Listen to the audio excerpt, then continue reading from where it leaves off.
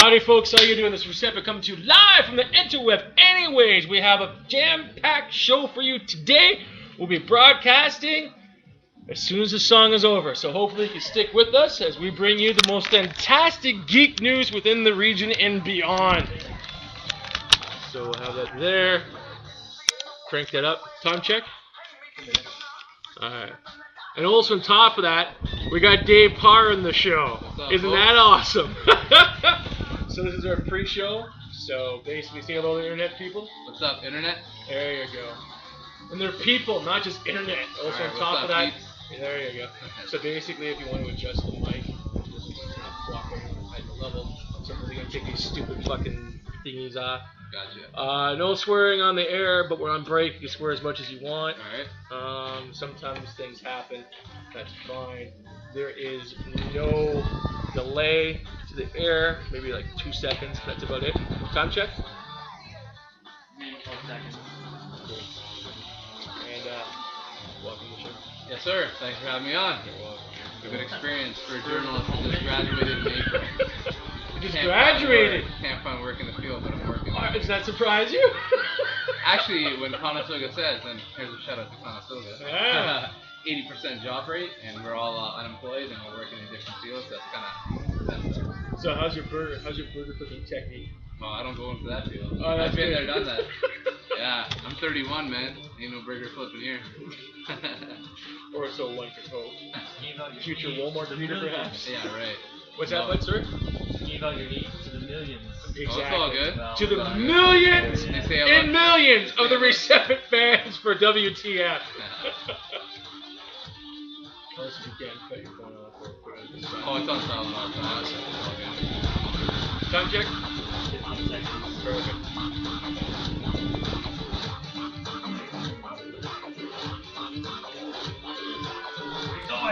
Oh, he's back here.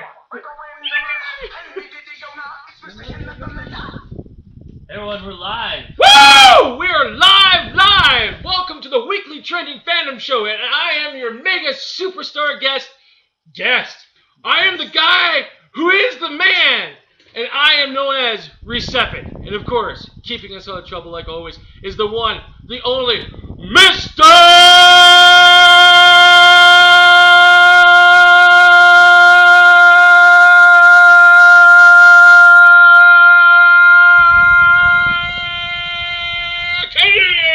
And with that, I get the longest intro. There you go. Pause there. And if you're just joining the show, I'd like to thank you very much for dialing us in. As I said before, we're broadcasting out of CKMS Sound FM 100.3 on the FM dial. And again, once again, this is the weekly trending fandom show. You can always find us on the Rogers Network, which is 946, again on the Rogers Yeah, Internet Rogers Box. Digital Cable. The digital cable. Love that. Plus, on top of that, we also have a live feed component, which is at www.ustream.tv/channel/Recepit, and that's spelled RCEHOPPE.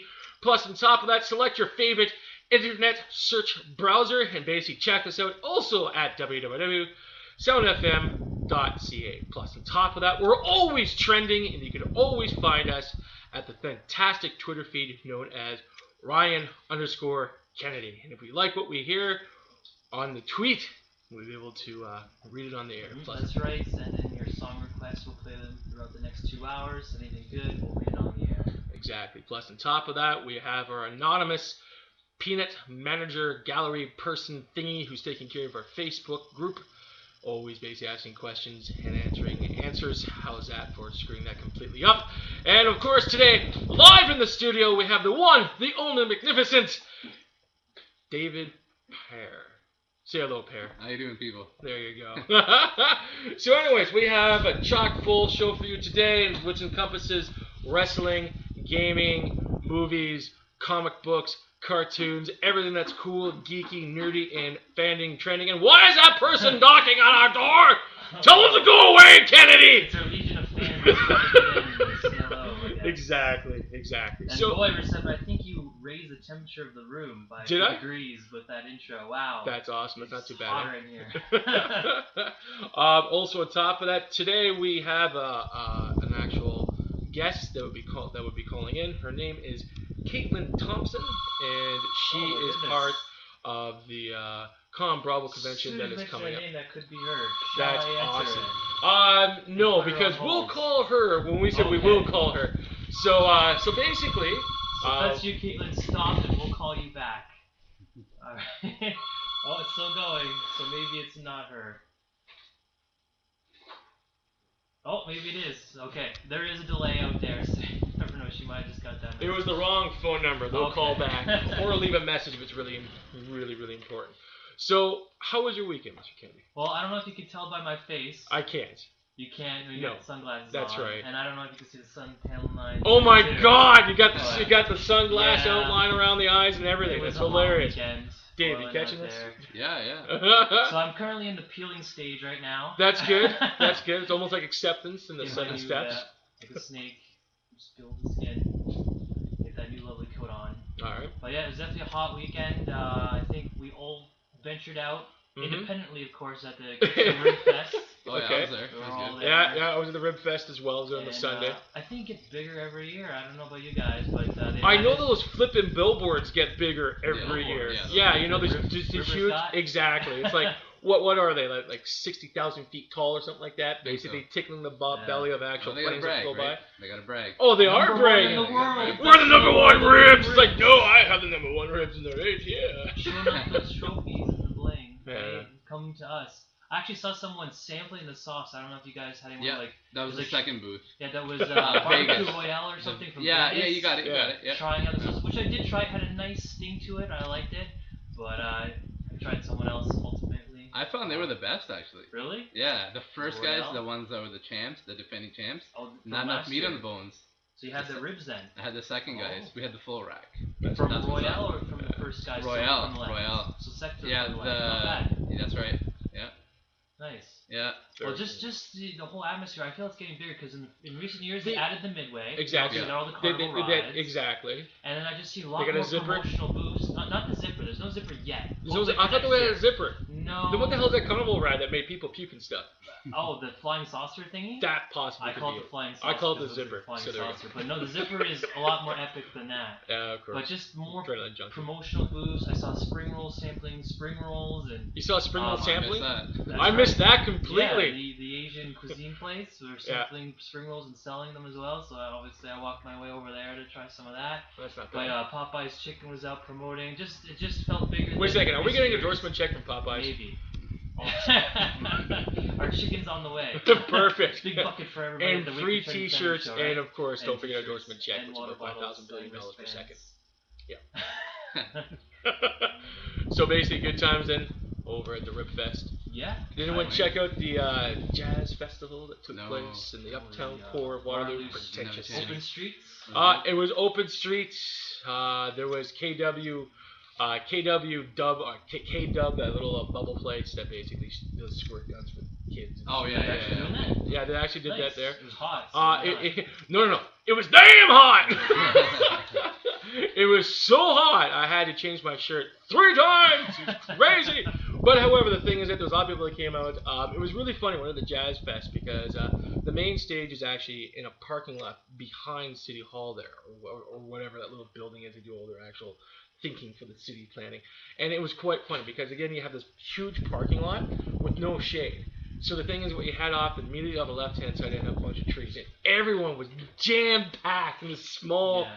tiny area just to get the shade. And of course, Yeah. the people that were out in the sunshine completely were turning purple. And there wasn't a lot of them, but I took a Well, couple did of they have pictures. the mist tent gazebo? They, at you ready the for this? Rib Fest They all did the have time the off? mist tent, but they had that over at the Waterloo Square Marketplace thingy, whatever you want to Well, call the that one these I days. saw in particular was Yeah. at Rib Fest. They had a gazebo with Oh, that's sprinklers, Yeah. and it was so hot that there was the. You walk in and We couldn't even find that. Where was it? No, it was like right in front of one of the middle of the rivers. I Oh, found the geez. And beer I just mist hid under tent. there for Did you quite a guys see the while. beer mist tent by chance? You walk No, in there, no, I missed you that get thing. showered by beer, and it's all No. cold. Really? Oh, So you gotta yeah. And by the way, I'm also broking for a bridge in Brooklyn. Are you interested in buying that?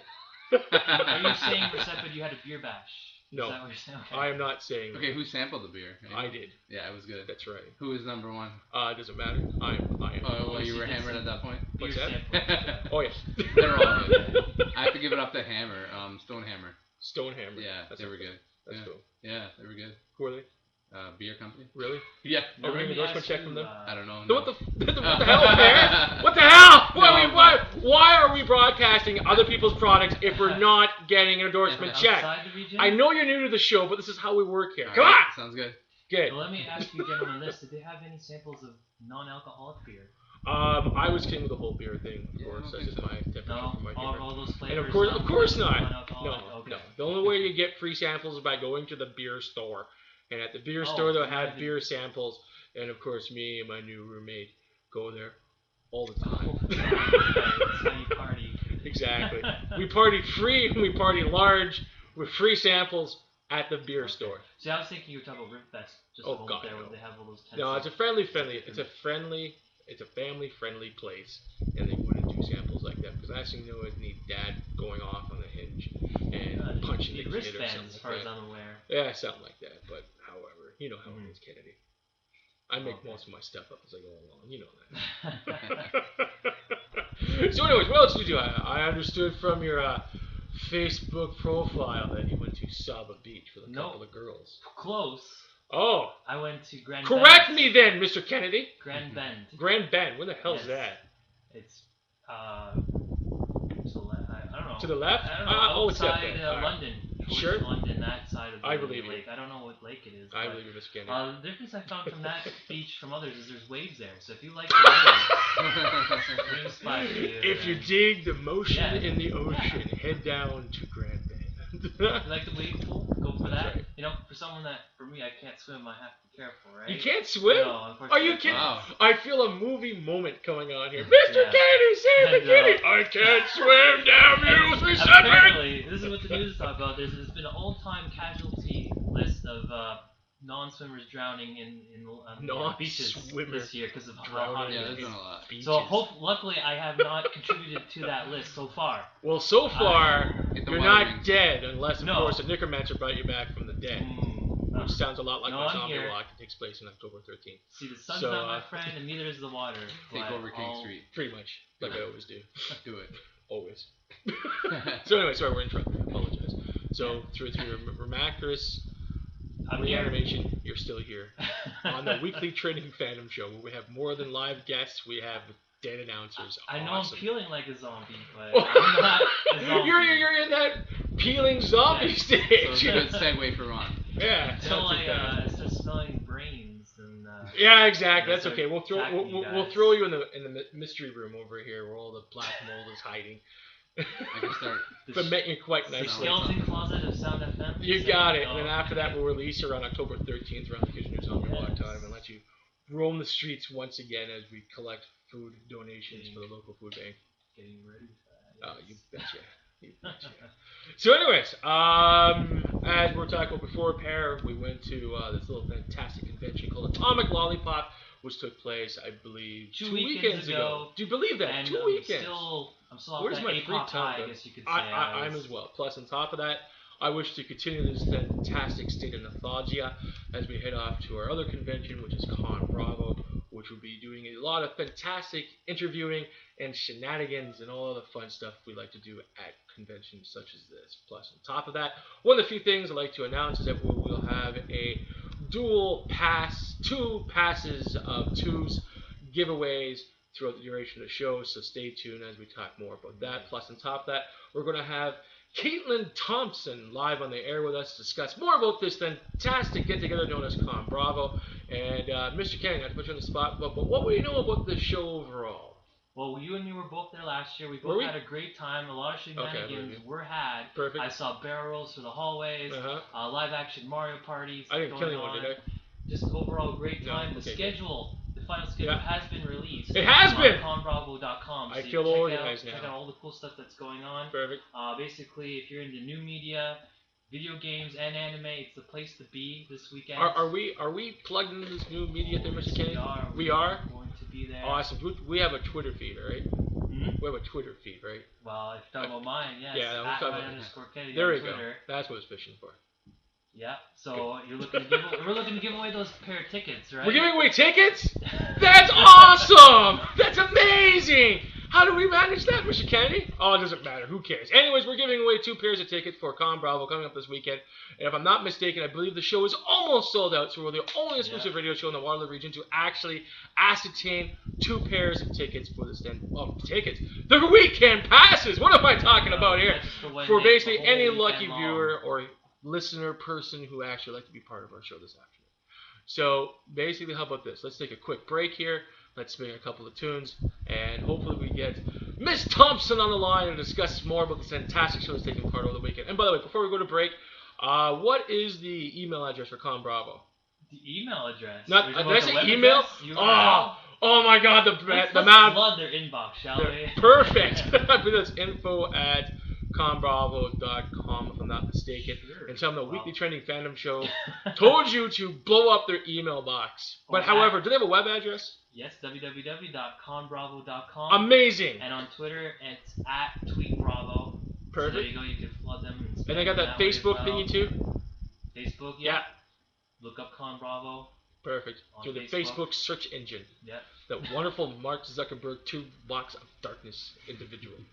I hate that guy. Anyway, let's cut the break. We'll get Thompson on the phone. We'll be back. All right. So, what do you think? Very cool. Yeah. The character I play is Mercepid, which is suffering from mad cow disease. Nice. And of course, Ryan's a straight man. There you go. Keeps on the line. And this guy has a vessel of information that is incredible. Like we had this one guest that came in and we started talking. Yeah, you. Oh. And basically talking about independent wrestling. I'm like, I don't know any of this shit. Ryan, you're awesome. Get that guy back down, girl. The wrestling segment's where I shine. So. Oh yeah, very nice. So if we get into Raw a bit later. Did you watch it? Yeah. Sweet. I don't know about the whole AJ thing. Like I was saying. Yeah, we'll kind of messed up. Save it. It made me want to turn the TV off, basically. Yeah. Well. But the CM Punk stuff was good. Oh yeah. Are you familiar with One Up Games? Little bit. Hamilton or Toronto Top Tiers? No, I know more of the other guys, like the old school guys. AC. I don't know if you know AC Games. I don't think they're going to be a Con Bravo list here. No, I can do some Google searching on my phone and brush up. But one of the things, right now we're off air, but we're still filming on the stream. Yeah. But one of the things we're going to bring up is the video game segments in Con Bravo. So I don't know, like there's going to be a bunch of tournaments like Super Street Fighter 3, Third Strike, and Street Fighter 4, arcade, and all that stuff. Okay, so that's Con Bravo, right? Con Bravo. Alright, we got Tar on the line. When do we go on again? Sorry? When do we go on? After this song. Okay. The trials and tribulations of a craptastic radio show. Stay tuned.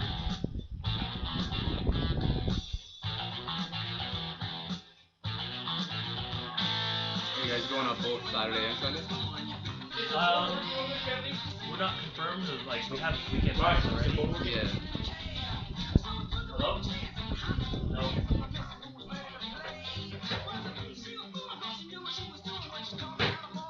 The reason I ask is I'll probably end up going Sunday. Just Sunday? Yeah, I'm in Toronto on Saturday. The tournament only pass is $10. Okay. For video game segment. Why the fuck is this working? You can call my phone if you really want. The thing is, I have her on the phone right now. Okay.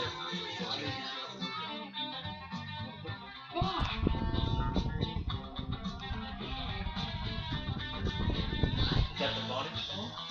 No, it's not working on it. I don't know why. Look at the receiver. See if you can hear me.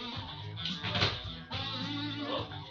Nothing? Okay, actually, keep on the phone. Okay, I'm gonna try some. One more song. Yeah.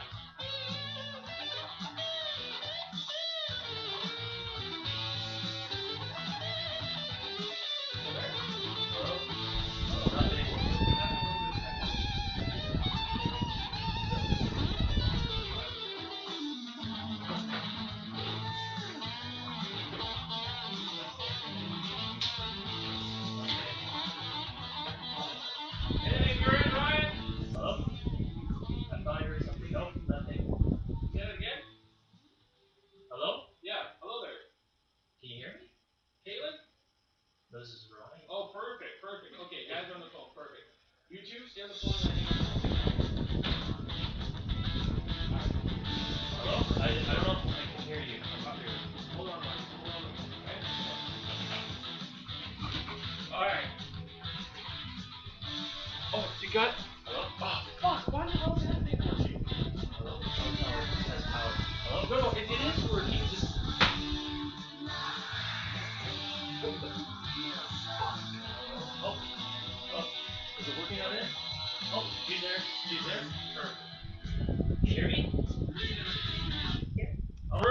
sorry about that, Ken. We had some difficulties with our equipment here, but we got everything all set up right now. So we're going to move you over here, and basically we'll come back to you right after we're done this, after the song here. And we'll take it over from there. Can you hear us better? Caitlin? Yeah? Can you give us a sound check? Can you say your name and also count to 3, please? Caitlin Thompson, 1, 2, 3. Okay, cool. No problem. We have you here. And we also have you live on the air just in a few seconds. What's our time to air, Mr. Kennedy? A minute and 50 seconds. Perfect. We have a minute and 50 seconds to air. And we'll get this interview done and out of the way. I'd like to thank you very much for being on today's show with us. Sure, no problem. Perfect. Perfect.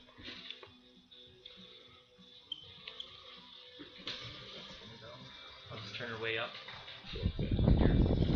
So we'll share this mic here. Sounds good. Perfect. Nice and close, guys. Not too close. Not too close, that's right. Cut the line right there. Head roll. Diet. Wrong. Yeah. What's that this line right There you go. Perfect. Don't touch You me. can almost see it. Why are you touching me? Don't touch me. So how you doing today, Caitlin? Fine, good, thanks. How are you? Not too bad. Day going well for you? Yeah, pretty good. Good Pretty stuff. just working. Good. We have 1 minute to airtime. Again, we're going to do a 10-minute segment with you talking about the fantastic wonderfulness that is known as Con Bravo. I will be asking you for the email address several times through the duration of the interview. Reason being is so the people at home will have this email address really beat it into their brains, if you know what I mean. The email address or the website address? Did I say email again? You Good say Lord, email. why am I saying email? Damn it, the web address. I'm so sorry about that. The Microsoft glasses. Okay. Yeah. Sorry, I was like, okay. I'm wearing, as Email Par, us what you want. as Par keeps telling me, I'm wearing Microsoft glasses today, and I'm slowly getting the screen, the blue screen of death, if you know what I mean. Uh-oh. Yeah, pretty much. I gotta put some Linux in the old brain pan, if you know what I mean. 10 seconds to air, okay? All right. Perfect. Okay, we'll continue using the glasses. Yes, sir. 2. And we're back, everybody. Right on! How's everyone doing? Excellent. I hope everyone did fantastic throughout the break here. Once again, this is the weekly Training Phantom Show being broadcast at CKMS, Sound FM, 100.3 on the FM dial. And I am the show's super mega host known as Recepit. And of course, keeping us out of trouble is Mr. Kennedy. And of course, today in the studio we have the one, the only Mr. Parr, keeping us company and hopefully keeping the train on the tracks as we fast pace through everything. As I mentioned before we went to break, we're going to this fantastic convention. It's in Burlington, right, Kennedy? That's right. Perfect. Called Con Bravo. And of course, on the line right now we have the one, the only, the magnificent individual known as Caitlin Thompson. Hello, Caitlin. How you doing today? Hi, I'm good, thanks, Ron. How are you doing? Not too bad, not too bad. So, I understand that you're a staff member at this fantastic convention known as Con Bravo. Could you possibly tell us a little bit about what you do and also what the convention is all about? Sure thing. I'm a member of the guest staff. All right. I've been coordinating to bring some of the fabulous guests that we have to Burlington, to Con Bravo, for the fans to come out and see. And Con Bravo itself is a new media convention held in Burlington this year on July 27th to 29th. Perfect. Since we're talking about new media, I'm assuming you guys have a web page of some sort? We do. That's fantastic. I heard this internet thing is going quite well with the kids these days. So, do you guys have like a web URL or what's it called, a web address or something like that? Something like that, yeah. Yep. You can visit conbravo.com and have all of the details on the convention. And how do you spell Con Bravo? CONBRAVO.com. And .com is COM, I'm assuming? Yes. That's fantastic. So, Caitlin, first off, again, I'd like to welcome you to the show. So with all that, all the pleasures behind us, could you possibly tell us of the guests that you currently have at this year's show? Well, we have a nice roster of guests for everyone to come see this year. We have James Rolfe. Who's he? He is the angry video game nerd. Hold on a second. Kenny, do I know this guy? Well, you know him on YouTube. Really? For sure. He's on YouTube? You got it. Oh, that's awesome. And cinemascar.com. That's fantastic. So he's big on the YouTube, I'm assuming, Caitlin? He's just big on the internet. Yes. Candy's... On the internet. Oh, yeah, I was going to say, Candy's telling me he's like a Godzilla online. Is he that big? Yes. Awesome. Yes! Who else do you have coming to the show for this weekend? We have Doug Walker, who is the Nostalgia Critic. I know that guy. He is friggin' cool. I love his actual movie critics and stuff like that. I'm guessing he had so much fun the first time around, he just had to come back. Well, exactly. He was there last year, wasn't he? Can't keep him away. Can't keep him away. So you bat him out from the room, like, no, it's not showtime yet. Go back to the States, you American person, you. So you gotta beat him off with a broom, then I take it? I'm sorry?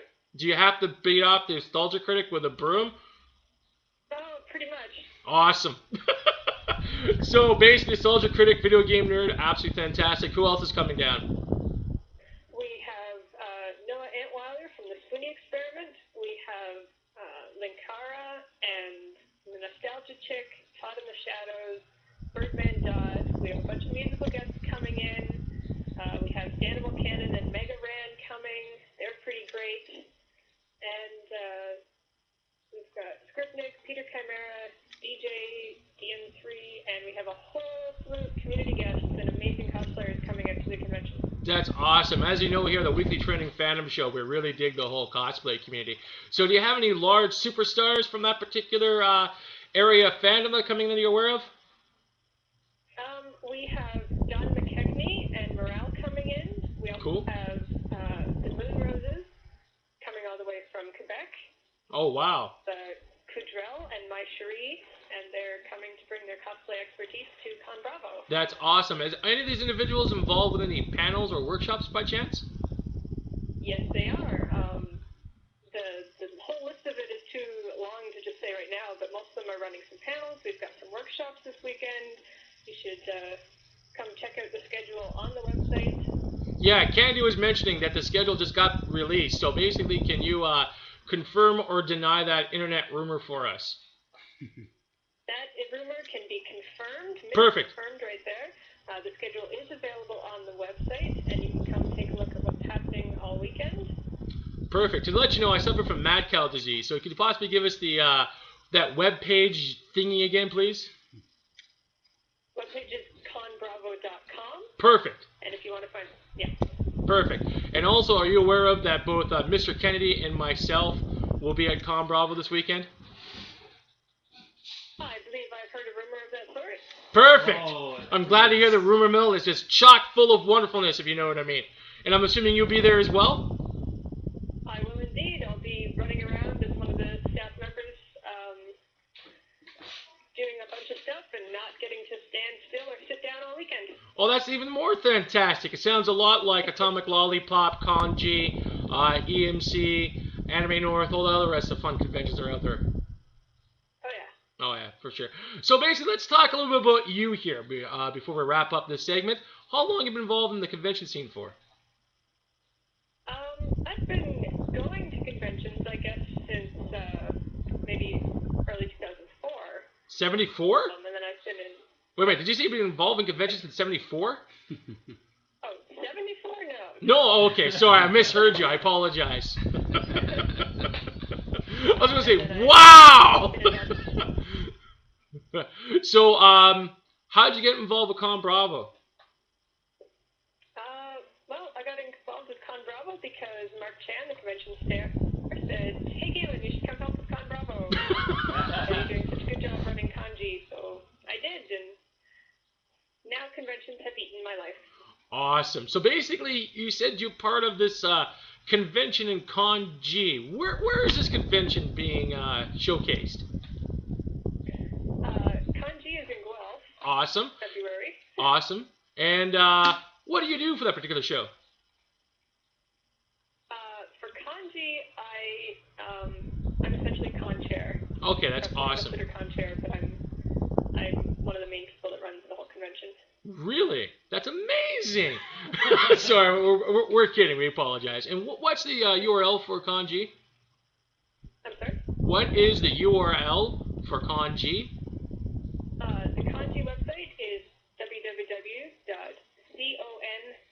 www.con-g.com. Perfect.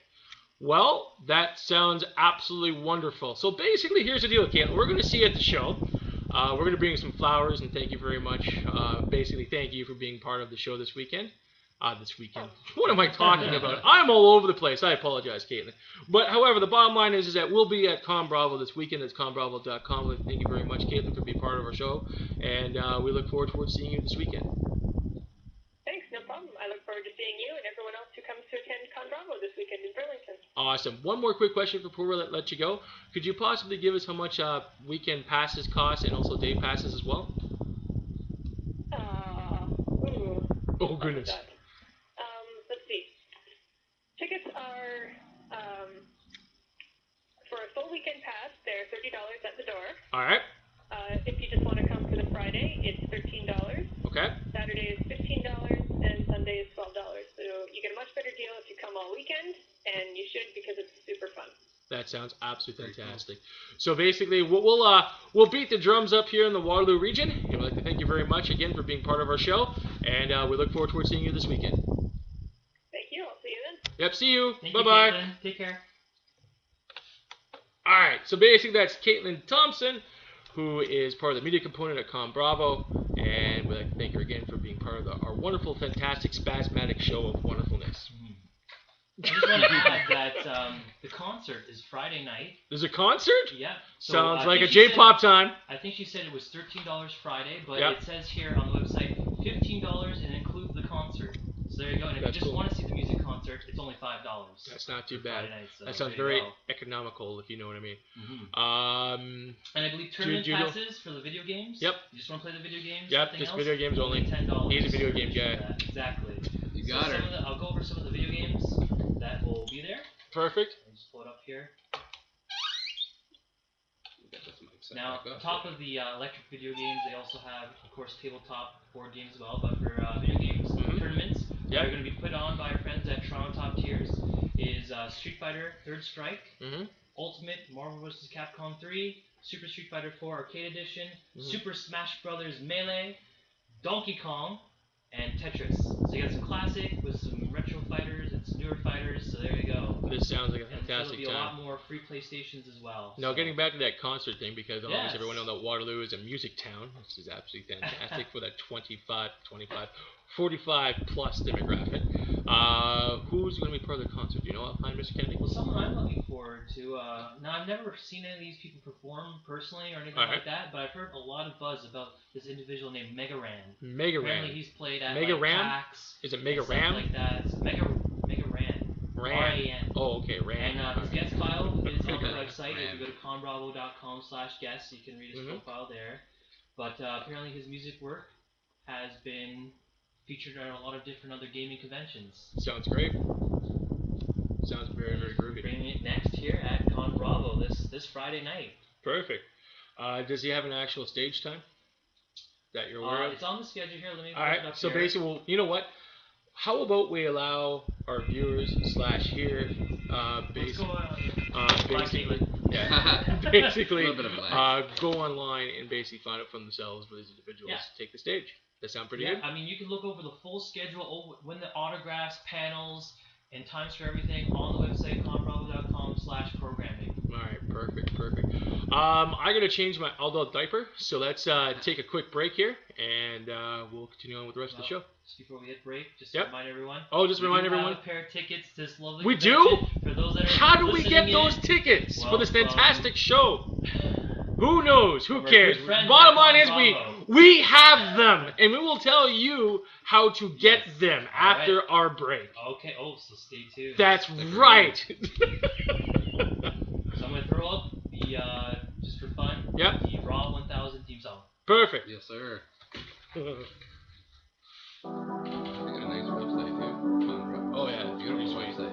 Show them the people. Check out the website, yo. There you go. Just go I'm actually right seeing it right here on the There you go. team. Oh, You see that? Oh, that's just sexiness. There you go. I've been feeling real good. Came a long way from misunderstood. Far away from the days where I wouldn't wanna go home, 'cause I was afraid of the truth. See, I was scared to admit the feeling was in the back of my head. 'Cause the boy would lie no longer worse.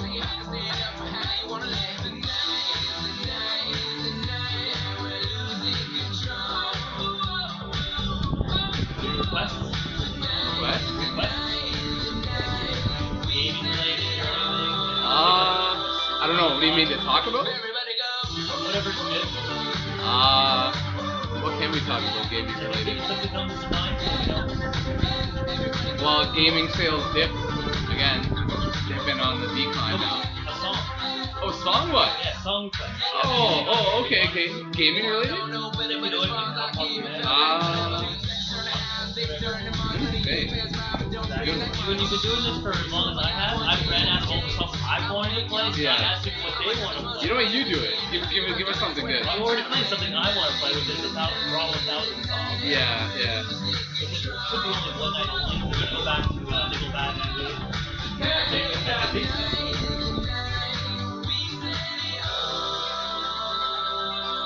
You have any gaming song requests? I can't think of any. Oh God, how about Mortal Kombat? Alright, well see, there you go. What's that many times in the past? I would just ask for a music request and I gave one! I can't even remember any video games. There's that. Street Fighter has some late. Yeah, I was gonna say there's also Street Fighter. You really want to go back in time and see Stephen Harper. Don't you think there's also Stephen Harper's Mario Brothers?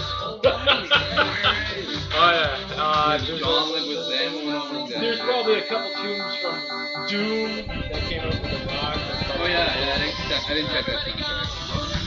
You didn't watch Fallout, did you? I did! You did? I got cable and everything. Plus, I saw it an hour early. Nice. So as everyone was watching it, I was basically putting preview pictures on my Facebook The wall. USA Network? I was watching it online Oh, okay. an hour earlier. So it's sort of like, I'm giving spoilers to all my internet friends. Yeah, don't give us. You were watching it at its proper time. Not slow or stupid. No, I thought it was on at 8. I thought it was supposed to be live. It was live at 8 on USA. Okay, so I take it we're coming back to wrestling. We're on our What's that? We're on our break. We'll get into it. Awesome. Nice. So let's hop into wrestling. Actually, let's cut it from here. Damn. It's short anyway. It's Damn! It's not short. Oh, it very much is. You guys gonna talk about the Batman? We were talking about that earlier. So of course we were talking about that. By the way, there's a guy known as Colonel Batman. Yes. Video. I want him to get him down here and then reply to any of my fantastic messages or anything else like that. We're gonna plug him a little bit. Okay. Let me know if you need my help. I got the journalistic Wait, I can't say. Yes, you can. Yeah, no, we can. Shit. Well, you can just say shit, fuck, damn. Shit, my first swear word. You can say all of the Uncle George's bad words. Except for when we're on the air. Exactly. Yes, sir. This is why we love internet, yo! Next week I want Microsoft Teams. Microsoft Teams? Alright, we'll see what we can do. Or Windows. We'll give Bill a call and say, hey, have you got any Microsoft Blue Teams? one. Blue one. Perfect. We'll do what we can with that. There you go.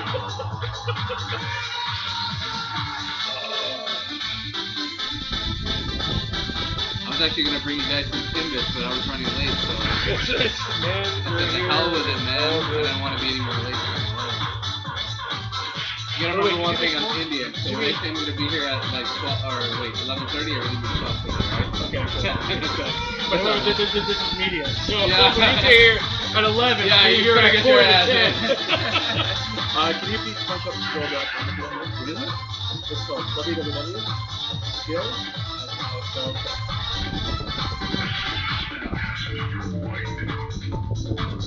Bill?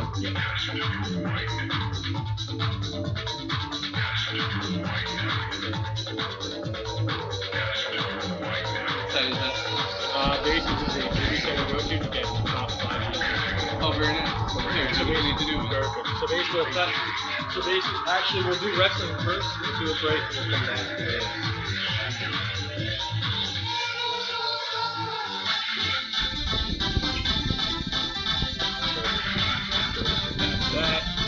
Wait a minute, they haven't updated their shit.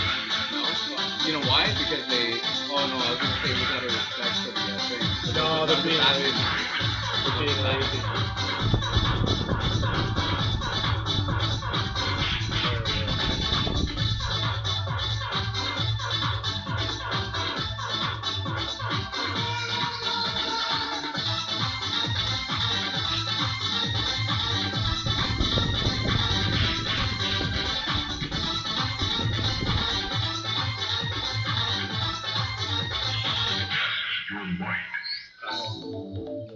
God, how long does this go on for? He's gonna do a 60s version of this fucking song, can't he? See, we found out that songs in the 60s last 15 minutes. Yeah, it's crazy! If you listen what to else do people do in the 60s, right? Smoke dope and listen to dumb songs. Yeah, pretty much.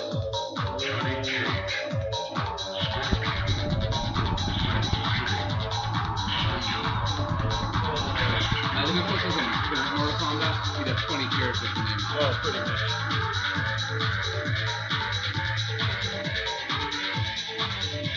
Seriously, how long does this song go on? What's that? And what's your time check, Kennedy? A minute? Oh my god. So Ron, no more picks for you. No more picks for me? Yeah. No, he chose the wrong one!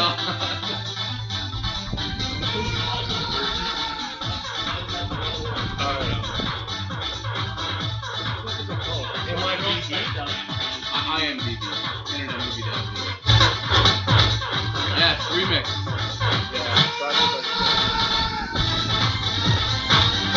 Alright, Kenny, fuck off.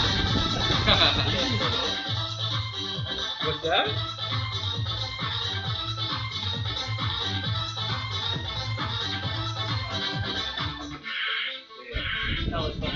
Yeah, because it's fucking breathing heavy again. As long as you're I got asthma. nice and psyched up. I'll come back to that. Where you need more Can time you get then? the top 5? What's that? Can you get the top 5? No. Well, we're doing wrestling. We'll just go to a break. Oh, yeah, we're doing Roslyn? wrestling. What's that? Roslyn? I said wrestling.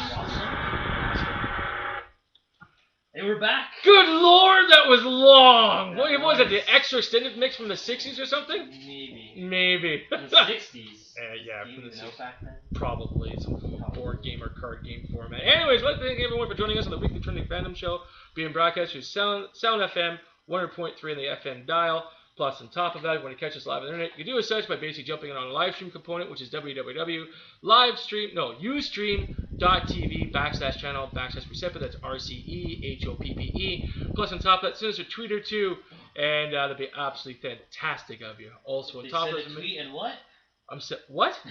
What? We were going to What? announce the details of how the lovely listeners out there can win a pair of tickets. Well, you know what? We're going to drag it on a little bit long so they actually can hear us in the rest of the broadcast. That was a little hint. It was a hint. Twitter. So that Twitter handle, is that right? Maybe. Kennedy. Is it? Yeah. Wow. Well, When we'll we give get out this. the full details when you're full ready. Oh, there we go. Perfect. So anyways, long story short here, as we mentioned before, at the beginning of the segment, the Weekly Trending Fandom Show covers everything that's fandom, which includes comic books, movies, video games, and of course, wrestling. So I believe there was a major television event that took place last night, and unfortunately I can't remember what it was. It's come and gone already. For you. Yeah, for me. I was very highly anticipating this last night. Like a whole good, 990 episodes prior. Yeah. Were you waiting, what was it, 75 days straight to actually watch this show? Yeah, just for fun. I decided to watch every Raw back to back. It took You 75 are the days. man! Wow. Wow. Very nice. That's how long it would take, though, to watch every episode of Monday Night Raw. So, fellas, what in the hell did we think of the show? Mixed emotions. Mixed emotions? It definitely started out great. It did? It started off awesome. With Vince Kennedy McMahon. Yeah.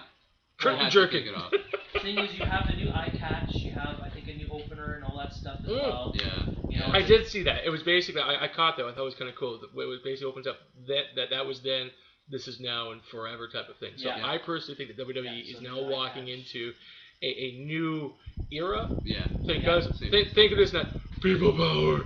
That would drive me nuts if that was a new. Power on it? Well, no. The thing is that you have the Attitude Era, then you have the PG era, and I think there's new marquee they're coming up with then, now, and forever.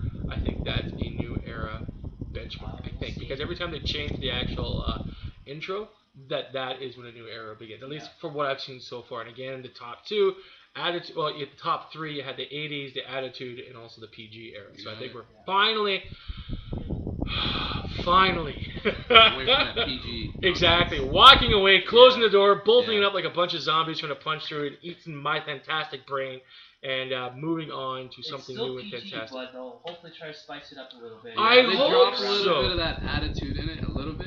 Which I right, really like. It's slowly shifting away from that. Stuff that you don't see Cena saying. Well, no, exactly. So basically, hopefully they could catch this new momentum and move forward toward a whole new era of programming. What do you guys think about DX though? Another one night only. Yeah, but did you see Billy Gunn? I saw Billy Gunn. Damn, he's still looking alright. Yeah, he's got all going on. X-Pac? What the hell happened to him? He's degenerating into a degenerate. Yeah, I think he's hanging around China too much.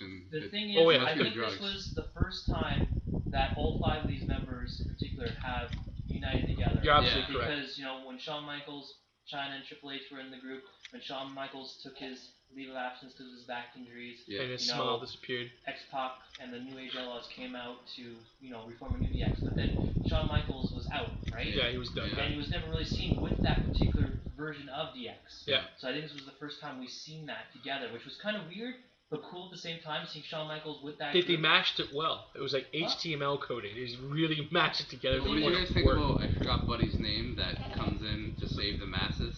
Save the masses. Oh, yes. Damon Sandow. Was there a point incorporating him with DX? Yeah, it's kind of to give him a push. A little rub and tugging. Yeah. Do you think it's worth it, though? Superstars. Do you see it from the past? Well, I like to actually answer that question. I think that they need it, because if you look at the superstars, they're not quite rising up. Right. They need to bring more blood forward, and I think that his particular aspect of basically talking to the unwashed masses is something that they need to push things forward. It's a gimmick's been done before.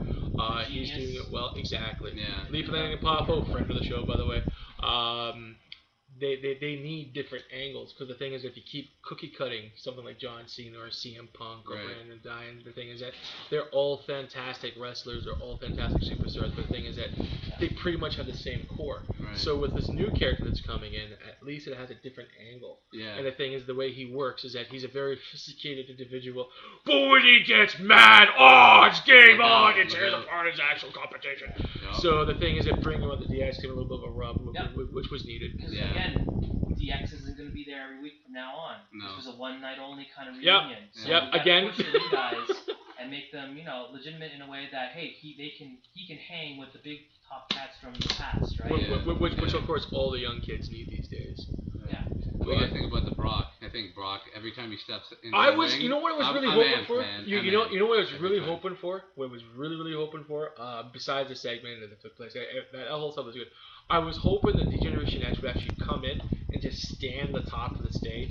So on one hand you got D-Generation X, and then you got Brock Lesnar, and then you got Triple H on the end. That would have been a very, very interesting segment, especially if the DX kind of opens up like Brock walkout. Yeah. That would have been really freaking cool. You need to send emails to the general manager. I do! I should be paid! Triple H held his own in that one. No, he did. And the thing is, I know why he held his own. I totally understand that, because you can't make Triple H look weak at the same time that this fantastic slap fest with Paul Heyman. He was made weak with the last encounter between Brock Lesnar. Remember, breaking his arm? No, for sure. So basically, this segment, he had to be strong. Yes. So, but the thing is that I thought it'd be cool if DX actually did it at the end there type of thing, saying, hey, look, I am more than just the OOC of Raw. I'm also a member of D-Generation X, and I have all these guys that could come out in a second and crush you after I'm done crushing you. They could have kind of shown that in because of why Heyman didn't want to bring out Brock Lesnar. Like, you guys, you got your DX, backup here together. Yeah. So it's like, well, I'm not going to put Brock in that position to get hurt before this. Oh match. Yeah, no, for sure. Because the thing is that again, when Stephanie slapped him. And of course, Paul Heyman goes, fine! You want Brock Lesnar? We'll give you Brock Lesnar! Oh my God, what did I just do? That would have been a little bit more perfect. You know what impression, by the way. Thank you. Yeah. But however, it's not all about me, but it is. But anyways, I personally thought that again, bringing DX would give him that little bit more of an oomph, because again, the only thing DX did was saying, this is our intro. This is our newer intro, and this is where things double up. We're going to beat the crap out of a new guy. But the thing is that was pretty much it. Like, we're talking about DX here. The feces, disturbers of a whole generation within the Attitude Era. The thing is, having those guys come back saying, hey, we're still here. Don't screw with us, because we know where you live. Yeah. That would have been a little bit cool, and I think we can look more zip towards DX as well. But however, the thing is that what they had I thought was pretty good too. Like as an example, the thing is that Paul Heyman crossed that imaginary line and basically started talking a little bit about the kids, and that wasn't good. Cause I don't know. The funny thing is, if you look at Paul Heyman's face, and I think if you take a really good look at Triple H, I think that was not rehearsed. It's all editing. That's the best promo you can give. For sure. On the fly, off the top of your head. Yeah, exactly. So the thing is, when he starts talking about the kids, you could actually see something in Triple H's face going, did you just talk about my kids? What? Yeah. I'm going to kill you! No, I can't. It's part of the segment. Wife, come here.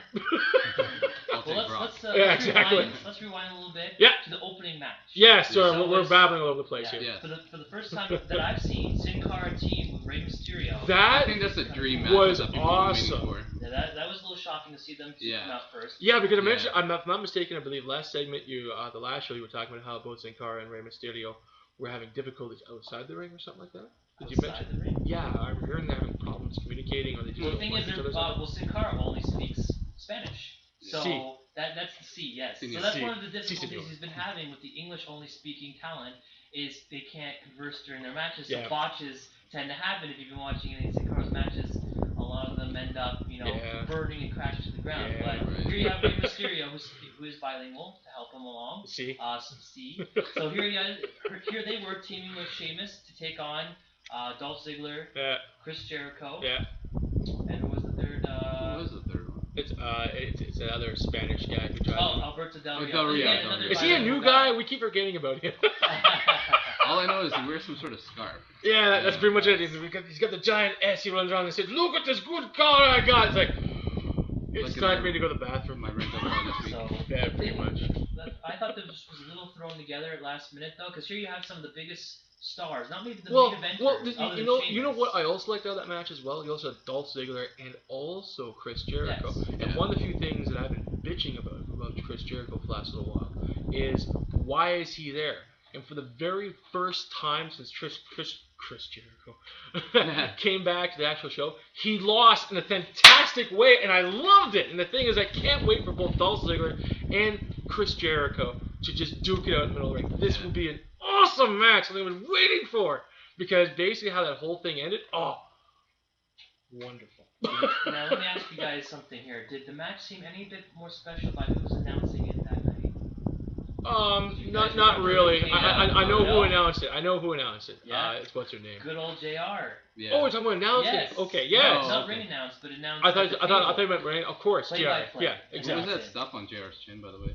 I don't know. I think the same thing that you get in your chin. Oh, was it? I think. Oh, okay. I think it's hamburger sauce. Oh, I or thought something it was like that. barbecue basically, sauce, maybe. see all this? This is all barbecue sauce there on my you go. face here. I don't wipe it Some up. from Rib Fest left in there? Yeah, you got it. Nice. I actually got some pieces of rib fat for snacks later on the show. Sorry, we're getting off topic. Yeah, pretty much. Go back We're to talking about wrestling the food in my beard that I eat later on. Anyways, yeah, Jared coming out, absolutely fantastic. It's cool to see him. I wish he sticked around for the thing is, I don't think he can. I don't think he can because he had cerebral palsy twice. The thing is, he did a great, for someone that's been off time, like I don't remember the last time he came out and announced the match, he does a fantastic job anytime he comes out. As the King said, when The Rock came back, 0 ring rust. Well, 0. The Rock's been, I'm saying as Jerry said when The Rock came back, 0 ring rust. JR went up there, hit it. Oh, of course. Basically, JR came out and hit it. What do you think JR does in his off time? You think he just goes Sabanaka in his bathroom just practice before he comes out? Yeah, don't you? I do. Why are you guys laughing? The radio show? Screw the both of you. Stone Cold! Stone Cold! I thought it was announcing again. Sorry, honey. His face was smelling. But the thing is, he's more of a blogger these days, right? Yeah. So I don't think he gets barbecue sauce I champion. know he does and makes barbecue sauce. Where was he? The thing is, I don't think he gets enough practice with his voice. Yeah. So just to come out and start yelling like he usually does, I think start yelling at the new talent, going, "You guys are punks!" Now you look at some other people that have been around for a while, or for sure. For a long time. Shawn Michaels voice again. Yeah, he did. So because again, he has been out on Raw speaking on the microphone for a long time. Yeah. he was. There's all well, yeah. He's what, 60 now, 65? Oh, he's getting up there. Yeah, so basically him just walking down the ring is becoming, a challenge. I just think JR did a great job. He did. I completely agree with you. And I think he should have stuck around for the whole duration of Raw, but unfortunately. The thing is that one of the few things that I was hoping for, just to get off segment here just a little bit, is that I heard a rumor that Stone Cold Steve Austin was supposed to be at Raw. I heard this is the point that actually they threw him down here in a private jet, the whole 9 yards, and he did not show at all. Conflicting rumors with that. I'm hearing he's currently on set filming Grown Ups 2. Really? And they wouldn't let him take off to do a segment. Is that a WWE movie? Or is that a WWE movie? No, Grown Ups 2, I think it has Adam Sandler. Yeah, that's a stupid Adam Sandler film that came out a while ago about 50-something people trying to hold on to their youth by their fingernails. And well, that makes sense. And also, there's a lot of peeing in that movie from Adam Sandler and a lot of fart What jokes. else do you expect? Well, I was expecting another Dunkin' Donuts commercial that they had with, what's his name, the guy from Scarface, Al Pacino. Mm-hmm. Oh, yeah. Yeah, you ever seen Jack and Jill? Yeah. The worst cinematic history, basically when you had like Al Pacino rapping about Dunkin' Donuts, Yep. like, oh, wow. Yeah. Wow! Erased from memory. For sure. But however, we're getting off track. Yes. Let's focus on... Okay, we'll just talk about Stone Cold. Definitely, he was missed on the show. That was probably the big... Not to have him, big name that should have came out, because for me, especially me, and I'm sure other people in my age demographic, made Raw. Yeah. Cool. Yeah. Again, the back of my head would have exploded if you heard the broken glass. Yeah. Dun dun dun dun dun. It's like, oh, damn! I'm back in the '90s. Anytime you hear that. Yeah, it's iconic.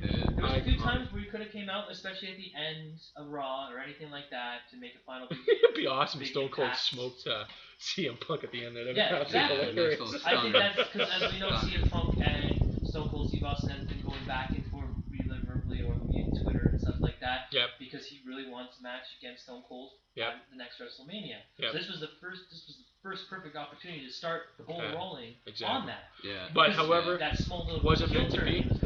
Wasn't meant to be. But however, no, unfortunately there's 1,001 show that's coming up. So who knows what happens with that. But anyways, to move forward in the rest of the actual viewing of this particular critique of the show. Let's talk about the wedding then, because that happened. I want to go back to the Chris Jericho how he lost. I thought that was awesome when he got Dolph Ziggler getting the bro kick. What's that? Kick. No. I'm talking about how he lost. As an example, when Dolph Ziggler punched him. Like just that one move, he jumped off the turnbuckle and then went BAM! Right in the head. I went, oh, that's beautiful. Yes, now I know why Chris Jericho is here, to give the bump to Dolph Ziggler. Okay, I like this. Yeah. And they got two fantastic heels. I'll hopefully go head to head and just destroy each other for our viewing pleasure. That would be cool. Yeah, those two will tear it up for sure. Of course, what they bring to the table next. Yeah. Well, rumor has it Jericho's on borrowed time, right? So. Well, he's going to go back and forth. No, he's on borrowed time because he's got that whole Fozzy thing going on. So he's going to be leaving again. So he's only got X amount of months to give Ziggler that push, right? Yeah. This will be the last push before he takes off for a bit. Yeah. Elevate Ziggler because again he does have the Money in the Bank briefcase for and right now, Ziggler's in that perfect zen. And getting rid of the other guy, Swagger, was good. Yeah. He was holding him down. Jack Swagger got squashed so badly on Someone's going to call his mom. What was that? Someone's going to call his mom. He's back to jobber. And also, who else was on that segment? Huh? When he got squashed? The Brodus Clay squashed? Yeah. No, just quick note about that. Last week's Raw, Swagger took on Ryback. Yeah. And was the only person to actually give a challenge to Ryback. Yeah. Ryback's been killing everybody. And then a week later, he gets killed by Brodus Clay. It didn't make sense because here we thought Swagger was actually a decent opponent that could hand his own, but here Brodus Clay just killed him. Yeah. 2 moves, and then he's out. Yeah. And then... That's my beef with that. So, I totally understand. So basically, do you remember who else was part of that whole segment? They came out after the dancing, you mean? That's right. Dude Love. There you go! Yeah. Mick Foley, friend of the show! Yes. That's what I was trying to wrap into. Because I thought they could have done so much more with Mick Foley as well. I agree, but Dude Love... Didn't talk on the mic whatsoever. No, just came out, did his hands, shaking back and forth, doing these things. It's like, it's just Dude Love. And also they got the tie-dyed Socko. Yeah. The memorable clothes! I have a similar beef with what they use, their utilization of Bret Hart. Yeah. They've done so much more with Bret Hart. Yeah. Instead, just ring announced. Yeah, that was disappointing. But it's good to see Bret Hart. Yes. Yeah. So speaking about that, The Miz took on our local boy, what Christian. What do we think of this? I thought that was a lame switch. Yeah. One of the few things I've actually studied and analyzed through WWE. What they do is they have an up and a down moment. Reason being is that you have your down moment, and they build you back up, and they tear you down and build you back up again. And then Miz is going through a lot of tear downs before this match. But the thing is that there was no heat within this actual match, and I'm hoping that our boy, the man, the instant classic himself will actually have a rematch. And the funny thing I noticed about that match, and maybe it's just me, if you look at Christian's face after Bret Hart announced his little thing, it looks like he knew he was going to lose the title. Like he didn't want to lose it. Yeah, and it reminded me of the screw job because we got our Canadian boy. That's not bad. Unfortunately, I was on the computer doing networking, so I really You need to look at his face. It's on again today. Really? We'll look for his face. All right, we'll check it. It looks like screw job part 2. Yeah. The thing's not really a screw job. Well, it's not, but I'm sure Christian wanted that title. Well, probably, because the thing is that, as I said before, he was nothing but a whiny little bitch. Yeah. And the thing is that they finally brought him to it. Shut up! And I think now they're putting him in that status of where Edge is gone. No Edge either. This is funny. Edge could have been there with Bret, but however, maybe there was a movie commitment, or maybe no one could style Edge's hair properly. What's that? He's no longer contracted. He no longer has a contract with WWE, so he's free to go to any other. Yeah, he did that last film. You're right. Yeah. And also, do you guys notice? No Randy Orton, except. Well, there is a reason behind Randy Orton. He's still suffering from that suspension he's had for, he's ongoing for a long time. So because no surprise there he didn't show up. Yeah, see, but we can't show the radio listeners the actual opening segment because basically I watched that very closely. Yeah. And they really showed a lot of beats that they did on Orton, like basically throwing him through a window, throwing him through other aspects. I kind of like, this is a very interesting message because I also heard the rumor mill that he may be going to TNA. No way. Well, rumor. So if they lose Randy, it's going to be huge. Well, of course. Yeah. But again, just rumor and speculation. Nothing really. Again, he has one strike left. He's on second strike, one more third strike. He's terminated indefinitely. Well, this should be interesting. I don't think the WWE is going to do that because he's ranting friggin' Orton. They have a policy now. Yeah. Whether they love their golden boy or not. You know what? You ready for this? Here comes the funny part. Maybe they should fire him because you know what they can do? So you can bring him back as a guest and do with The Rock. Because everyone knows that The Rock is juicing, for goodness sakes. Have you seen the size of his man's freaking he was arms? a bit smaller last night. Did you see that? I didn't see that at all. I just saw the veins going through his arms. I think he's off the juice now. He was on juice for G.I. Joe. Well, the funny thing, because the funny thing, the loophole I found out that both Kenny and I were talking about earlier in past segments is that there's a loophole, the whole wellness program. Bring the people back as a guest. Right. Yeah, if they're not contracted under WWE wellness policy, they can do whatever they want. Yeah, good so point. Bring it back as a guest. There's no testing done. Yeah. You know, the company. Testings. Are you talking about that? Oh, that was an apple. And apparently, just as a side note, they're very strict with that testing. It has to be done in front of the tester. There's Vince McMahon there with a camcorder going, pee in the cop talent! Pee in the cop! That's how he gets his jellies off these days. Oh, I can see him do that because he's a crazy. Especially for the divas. I can just see it. We at WWE wish to tell everyone that we take this testing very seriously. Review all of the actual participants who pee in the cup, including the divas. There will be pictures and videos online that you can buy. Better than China's. Yeah, pretty much. So basically, we move through the card as a bunch of hyperactive kids. Let's get to the wedding, shall we? Do we have to? Yes. I thought it was no! Yes. No! I thought it was lame. You're so polite. Thank goodness the TRTC's monitoring us properly. Compare the weddings to other weddings. I had no idea how they were going to run with it because on the prior episode of Friday Night SmackDown, looked like they were truly in love and all that stuff. Looked like they were going to go through with it. But then the whole Vince McMahon thing coming out, introducing our new... Wait a second, don't say anything. You know what I view this whole thing to be? As The Rock would say, hot garbage! Well, the thing is, Vince McMahon has really taken a shine to AJ. Really? And he wants to make her a dominant character. But the thing is, he didn't say Raw and SmackDown, gentlemen. He said just Raw. So hopefully there's still hope for SmackDown. Yeah. Teddy Long coming back? Teddy Long, like Teddy Long. Shot, or someone, like William Regal or someone cool like that. But yeah, AJ is general manager of Raw. You know what? I don't get it. That could be temporary, because do you guys want a quick spoiler? Of course. Well, if you look at the advertising for WWE when they're coming to Canada in September, they're advertising Laurinaitis in a match with Show, and they're facing Cena and somebody. So it seems like AJ is going to be temporary. Yeah. It's just she's got a buzz, right? The thing is, it has nothing to do with my personal gender. opinion, the whole AJ thing that's going on right now, not a fan. No, I mean it has nothing to do with gender, because we had Vicky Guerrero as a GM, right? Yeah. She did a phenomenal job, as much as people hate her and I hate her as well, right? But AJ, she's just got a temporary buzz. You can see that. No, for sure. She doesn't got the skills. My personal opinion is that, if it wasn't for that, I'd be like, why? You know what? Even still, there's other things that WWE could use her for. Right. Why put her in the management position? That makes no sense to me whatsoever. Right. Because one of the few things I did like before the wedding is when Daniel Bryan was actually talking to those three mystery guys. Okay. Did you guys have a really good look at those guys by chance? No, I can't say it. They're orderlies for the mental insane. Really? Because they're all wearing those jerseys that basically that staff wears. So basically, I think good eye. Exactly, because I think so I wasn't sure what the heck. Because basically, in my mind's eye, what I thought would be happening is that, of course, Daniel Bryan goes to the whole wedding and everything else like that, and says, "We're now married. This is the happiest moments of my life as I commit you to a sane asylum." That would have been awesome. What the heck did Daniel Bryan have to gain from marrying her now? Because she special guest referee thing at Money in the Bank. No. The thing is that one second. I'll tell you. Revenge, because he lost that match, and the second thing is AJ's been running around very crazy for the last little while. So if you insert the Save the Asylum aspect to it, this gets his revenge. And since they're both now married, he could sign off on the forms, and she gets kicked out. That would have been a fantastic way to end that whole marriage. Now we're going, yes, plot development, yes, character development, yes, revenge, yes. The only reason why he got back with her, is because the whole CM Punk triangle with her, because AJ was starting to like CM Punk, right? Yeah.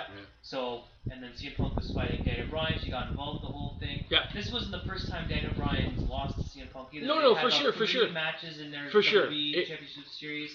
He's lost all of them. So having AJ by his side or not wouldn't make a difference at that point, because she was no longer. She didn't have authority. Wait. Hold on here. Hold on a second. Hold on. I got a question for you. Is Daniel Bryan's a SmackDown superstar or a Raw superstar? So who cares? Yeah. That's the funny part. That's what I was also thinking. It was like, if she's just gonna be general manager of Raw, it really makes no effect to him unless he appears on Raw as part of Raw Super Show, which they might get rid of that branding as well. I don't know. Yeah, well I've been expecting like that for some time now. The way I look at it is that the ratings really don't start picking up for the show.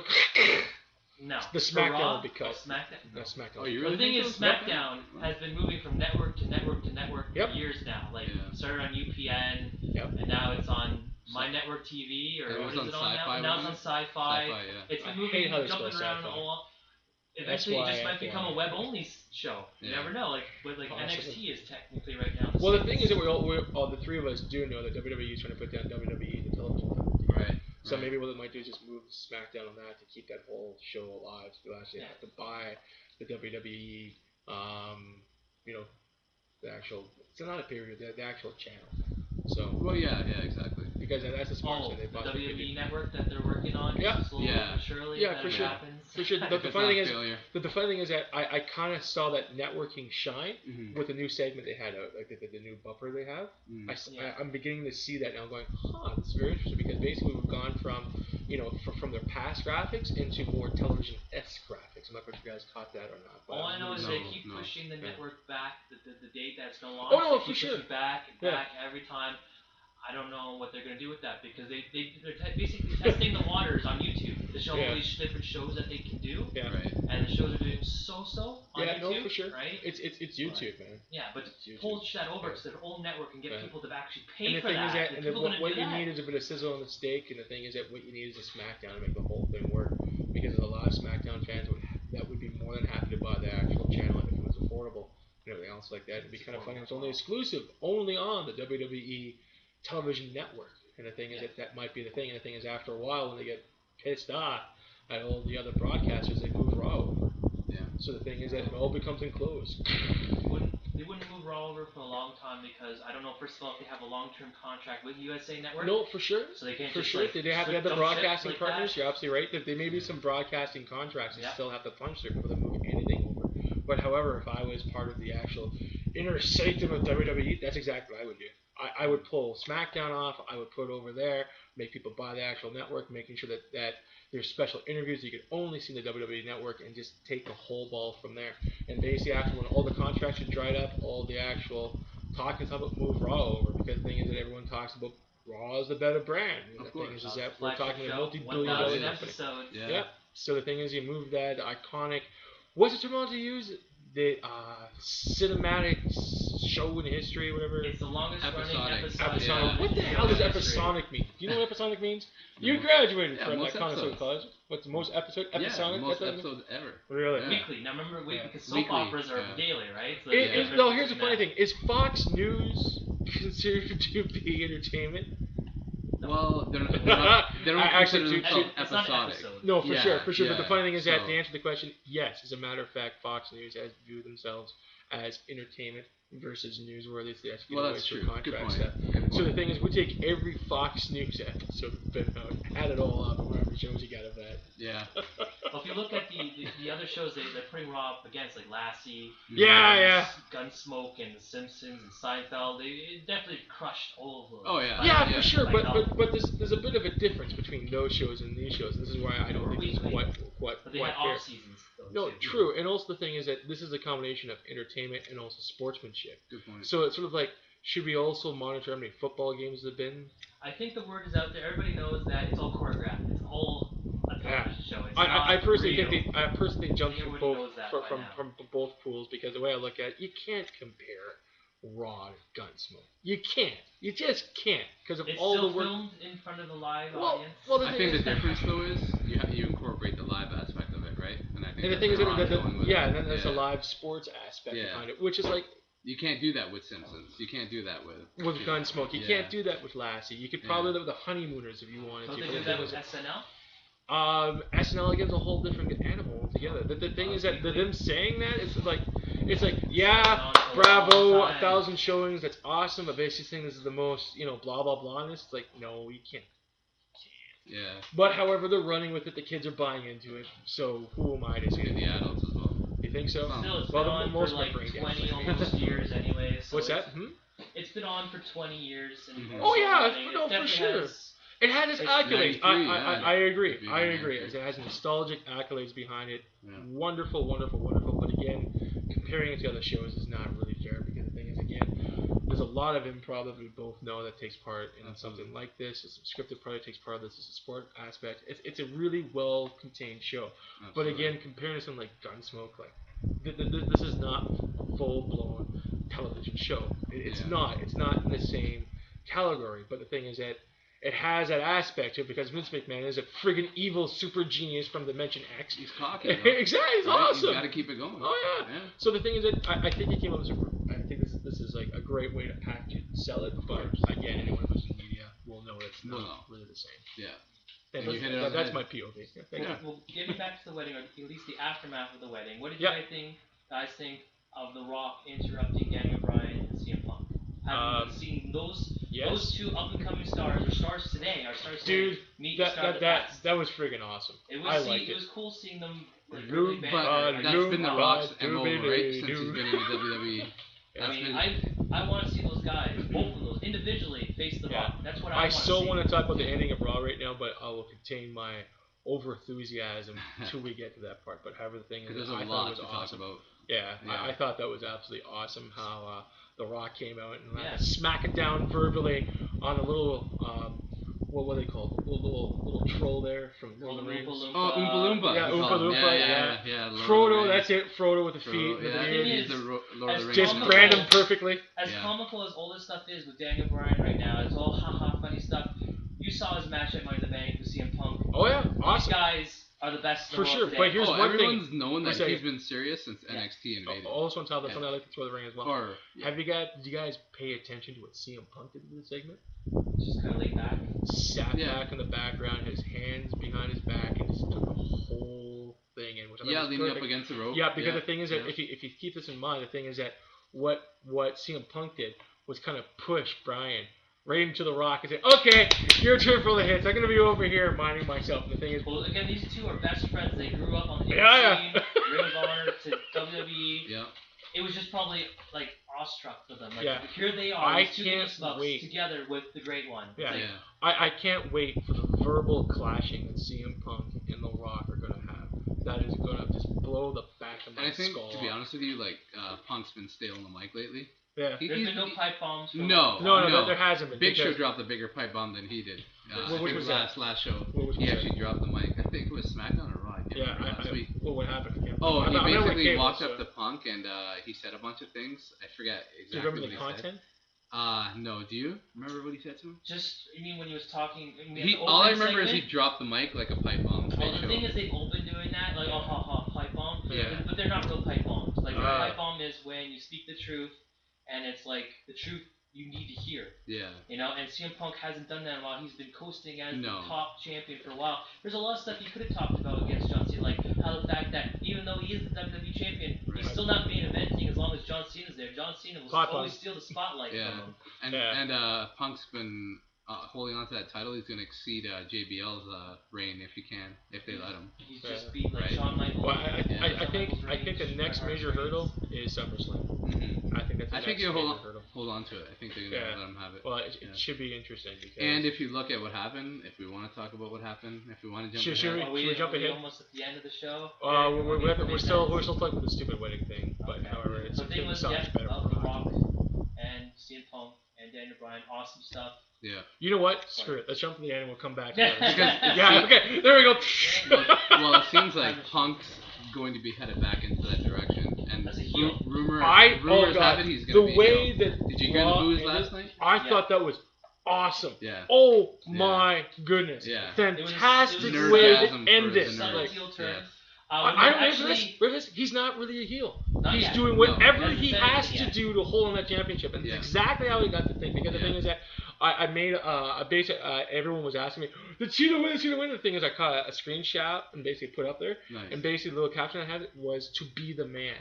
Nice. You have to make decisions to be in that championship spot. And the thing is, if he wants to beat Hulk Hogan for the most consecutive days holding the belt, you have to do all of it. Owns that record, by the way. No, for sure. When we talked about this, Bruno Sammartino. Oh, Bruno, yes. Yeah, it was like WWF Championship, which is the same thing. 2 years. Yeah. For 6-7 years. Yeah, so basically no one's going to touch that.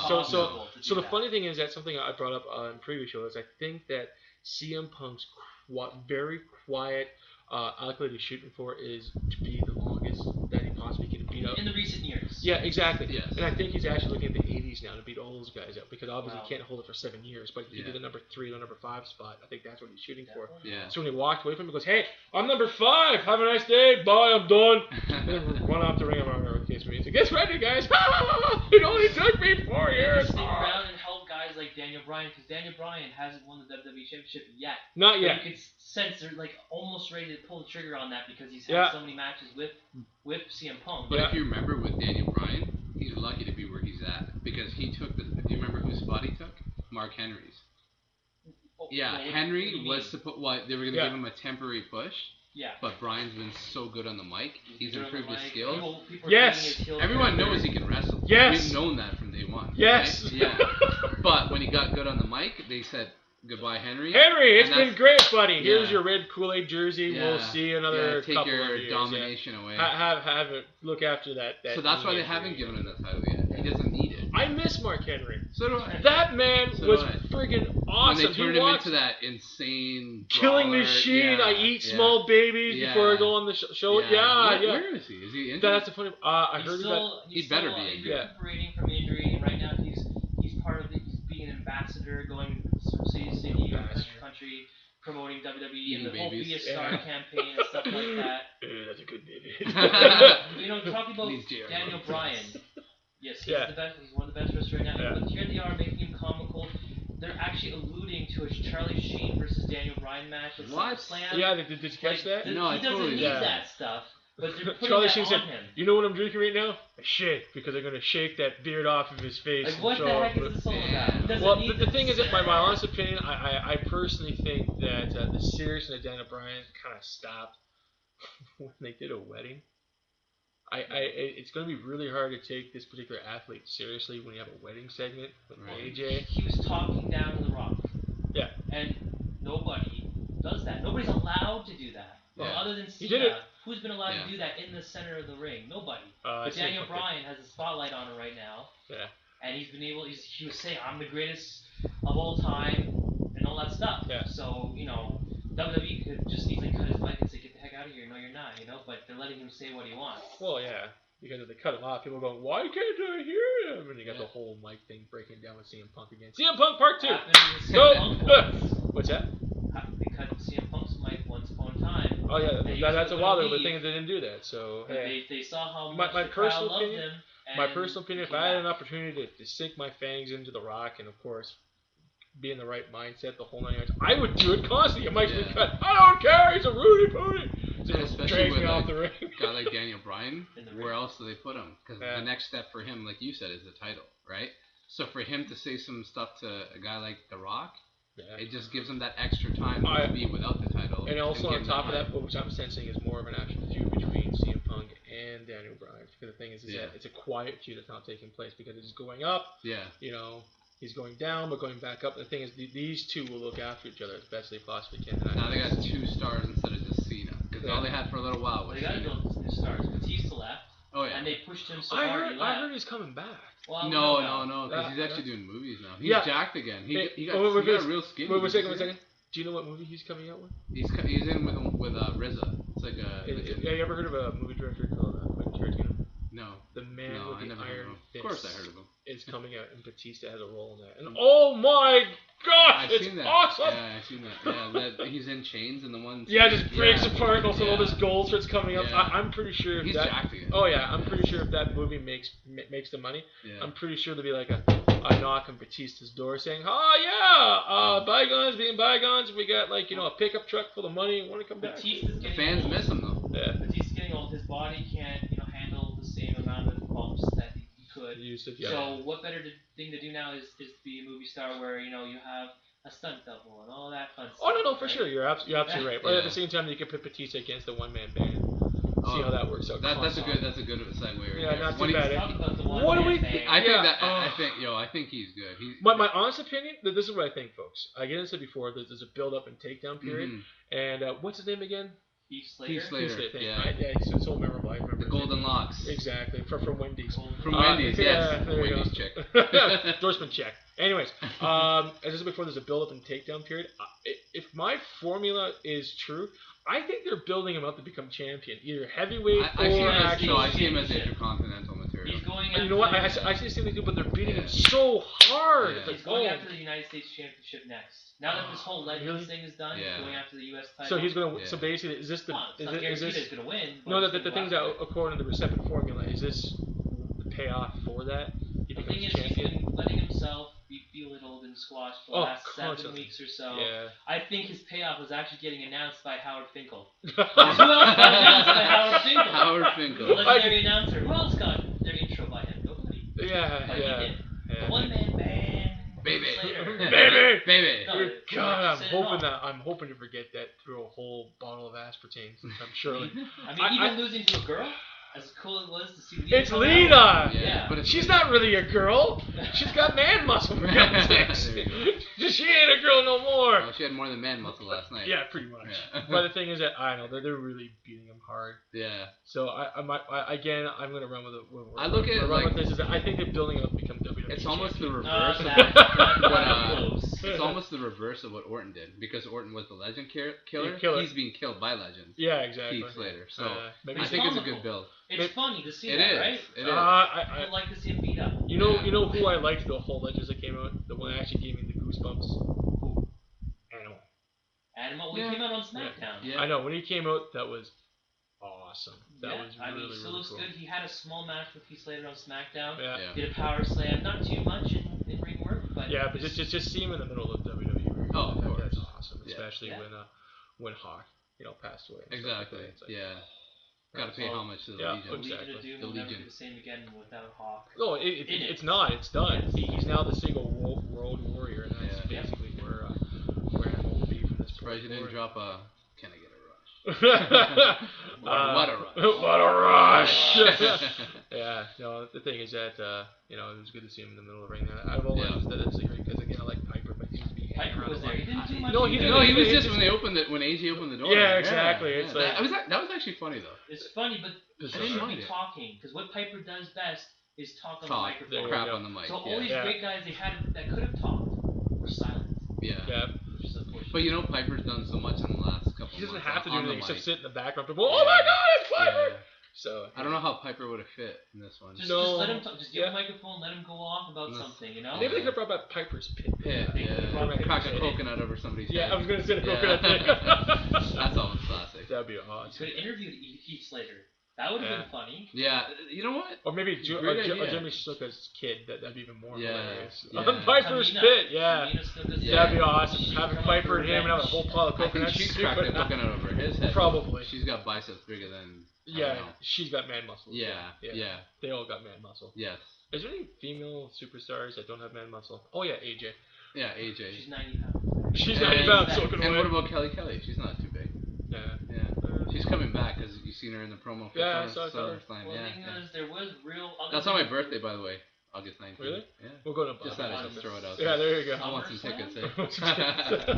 But other than Lita's match, there was really no other women's match showcase, which I guess is unfortunate because the women's division is really suffering right now because here you have all these people leaving, and I hate to tell you this, Recipit, but Karma has officially been released from her contract. Really? So there you go. Oh, there's the downfall of the women's division right there because the WWE.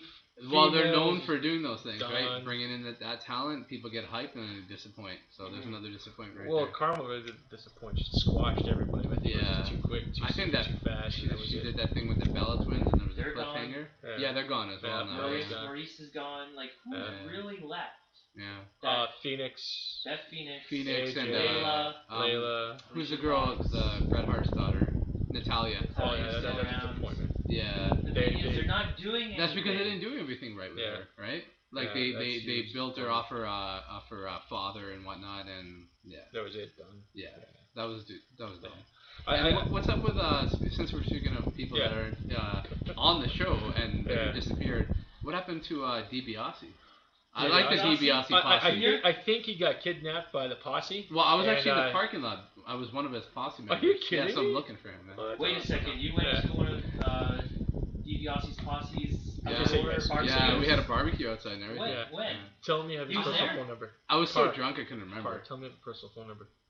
For DiBiase? Yeah. I think it's like 226 something. Yeah. That's I got it on my iPhone, but I can't put it out to the fans. 7777. Because wait a second. we got DiBiase fans, I'm sure. Let me put this puzzle together. Did you go to a live event? Yes. Okay, so he's out there barbecuing. Yes. Okay. He's got the hands, those big number 1 hands and all that. No, I remember the whole DiBiase posse thing, but I was never fortunate to go to one of the live events he was actually doing it at. So was this at the Air Canada Center? Or? Yeah. Oh, nice. ACC. It was good. So for Monday Night Raw? Yeah. Oh, very cool. Yeah. So was the food free? Well, he did charge a small fee, and it went towards I think it was like a charity or whatnot. How much? Yeah. It was $17. I think Recipit hit it on the head. Yeah. 7 for one hamburger? For one. You got it. It was Angus beef though. Did he sign free autographs at least? No, that was $30. But it's I don't know if I want to go to this posse. Yeah. It sounds expensive. Yeah. Was there drinks included with this? He gave free tequila shots actually. Free tequila. Oh, okay. With purchase. Provided by McMahon. Did any of the other superstars come out? Let them on. No. Just DiBiase? There was Mysterio masks, but they weren't authentic. Oh, no, I mean like superstars. Yeah, like Kofi Kingston or anyone else. Like have you guys noticed that WWE is coming to Hamilton? Yes. Yeah. Hamilton. We're gonna get press passes. All right.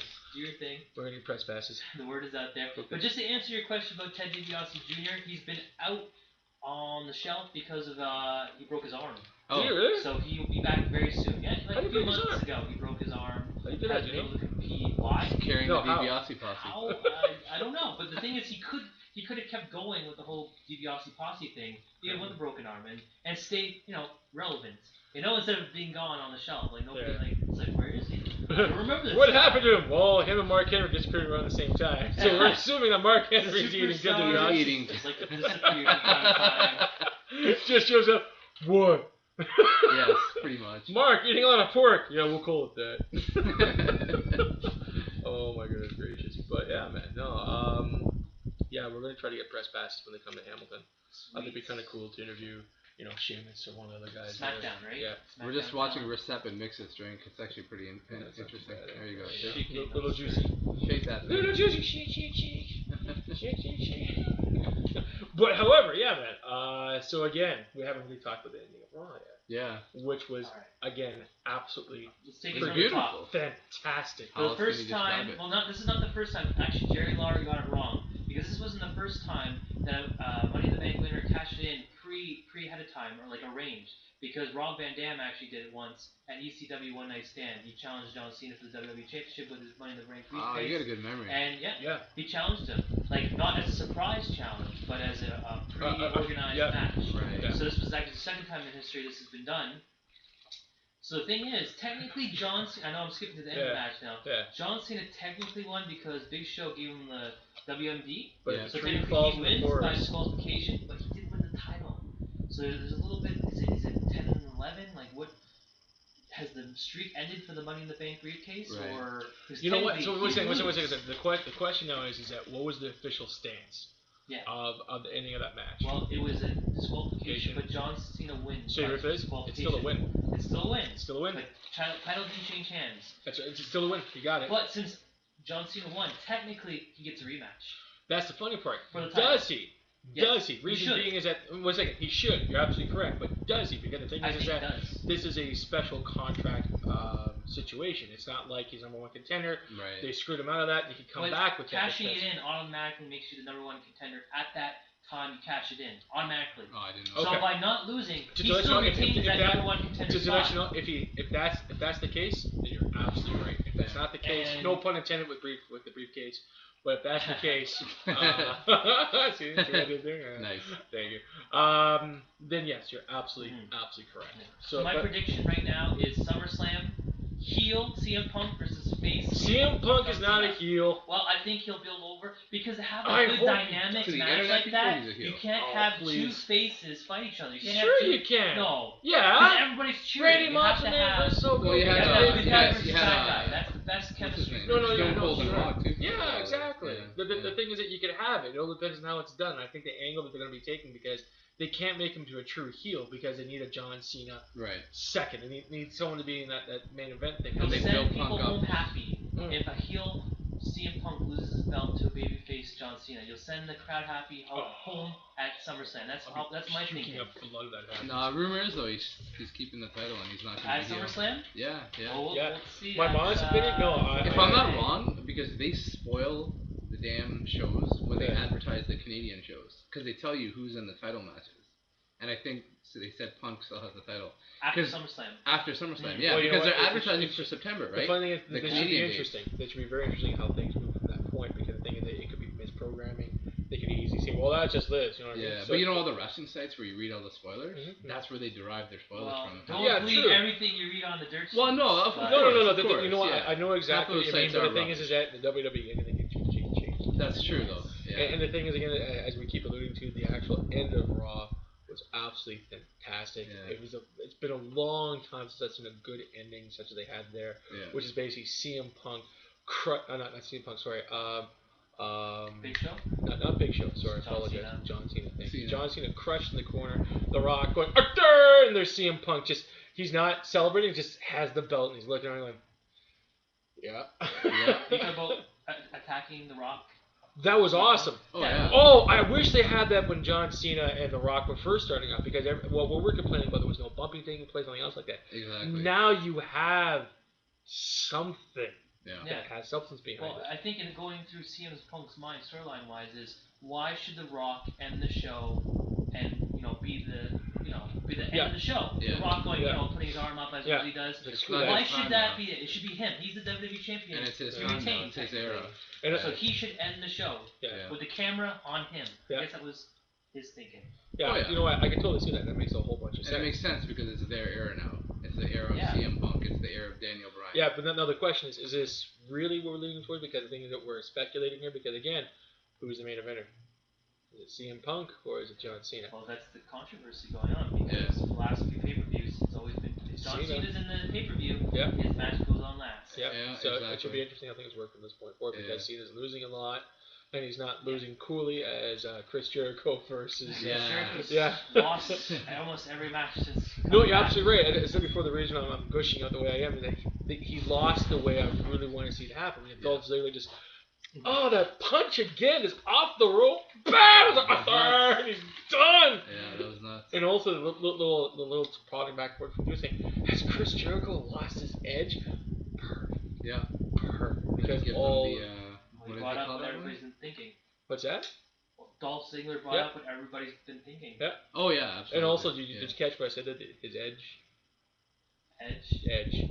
See what I did there again? Yeah, not too bad.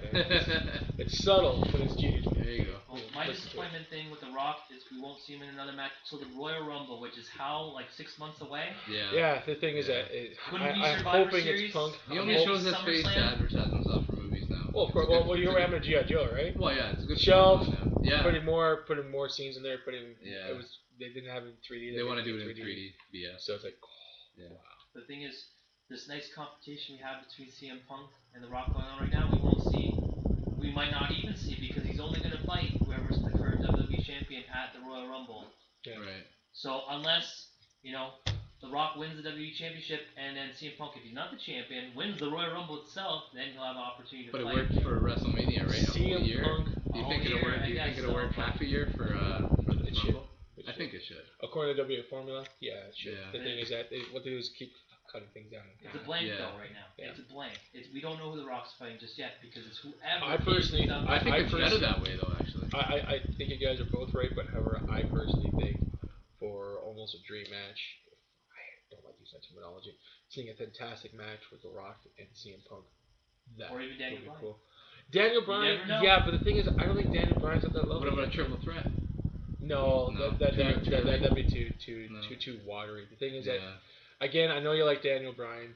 I know you like him, but the thing is that he's not quite on that level yet. He's getting there. And the thing is, you're absolutely right. They're making him. They got the spotlight on him. Yep. The Charlie Sheen thing happens again. Yeah, to be honest, if that happens, that'd be unfortunate. He will be their next celebrity ambassador. You never know. Daniel Bryan might be going on Conan and Jay Leno and all that stuff next. No, the thing is, when that happens, I'd rather have him on there than Sheamus anyway.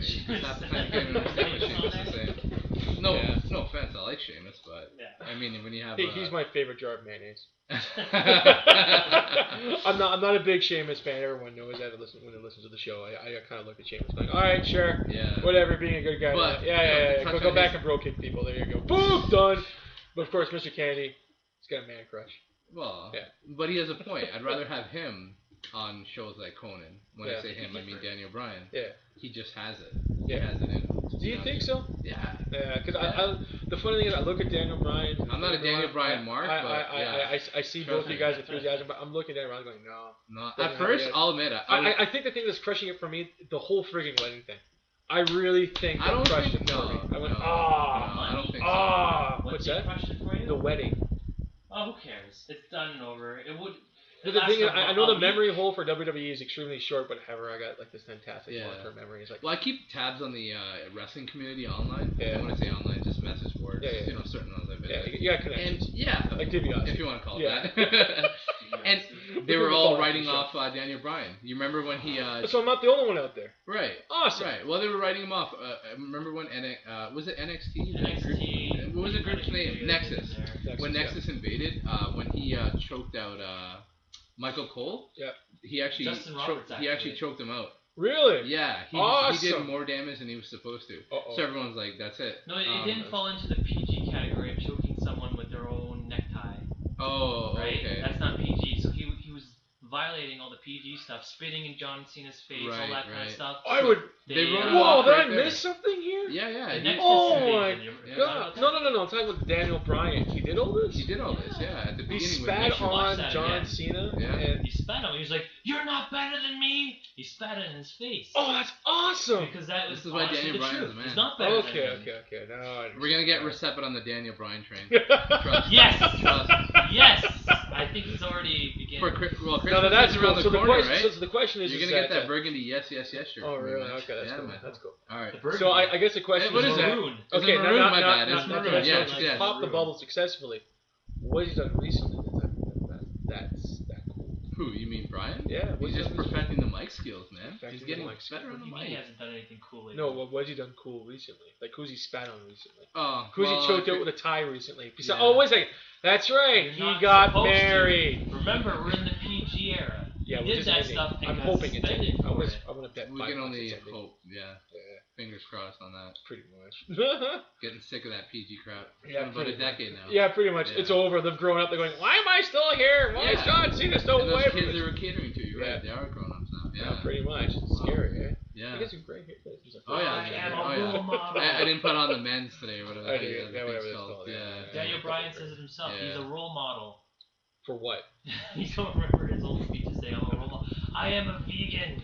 Oh, that's the role model. When Cole was guys, you guys are pushing me further and further away from this bagwagon thing because we've gone from I spit on John Cena to I am a vegan and a role model. But people hate him for that. That's what makes him cool, right? I guess. Well, he's starting to say no now, so that's kind of funny how they're switching that. Yeah. It's because AJ took the yes. Yeah. And unfortunately, she's perfecting it. Really? I don't want to admit it, but I have to. She's also she's AJ's a girl, right? So that says a lot right there. Sounds better coming from her. Yeah, very much so. Good point. Yes. Very good point. Yeah. I would say she's easy on the eyes. Cool. No facial here. No, exactly. Like Beth Phoenix. Ooh.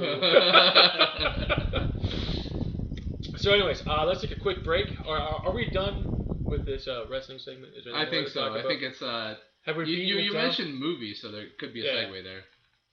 Well, let's play a little. Oh, wait a second. Before we go to break, I do believe we have a pair of tickets for this wrestling game. That's right. I have their commercial lined up as well. Perfect. So basically, this is the commercial, and we'll come back with how you can enter in for a chance to win a pair of tickets. Perfect. You want to be that big winner. Send you a package of hot dogs. Yes. Yes!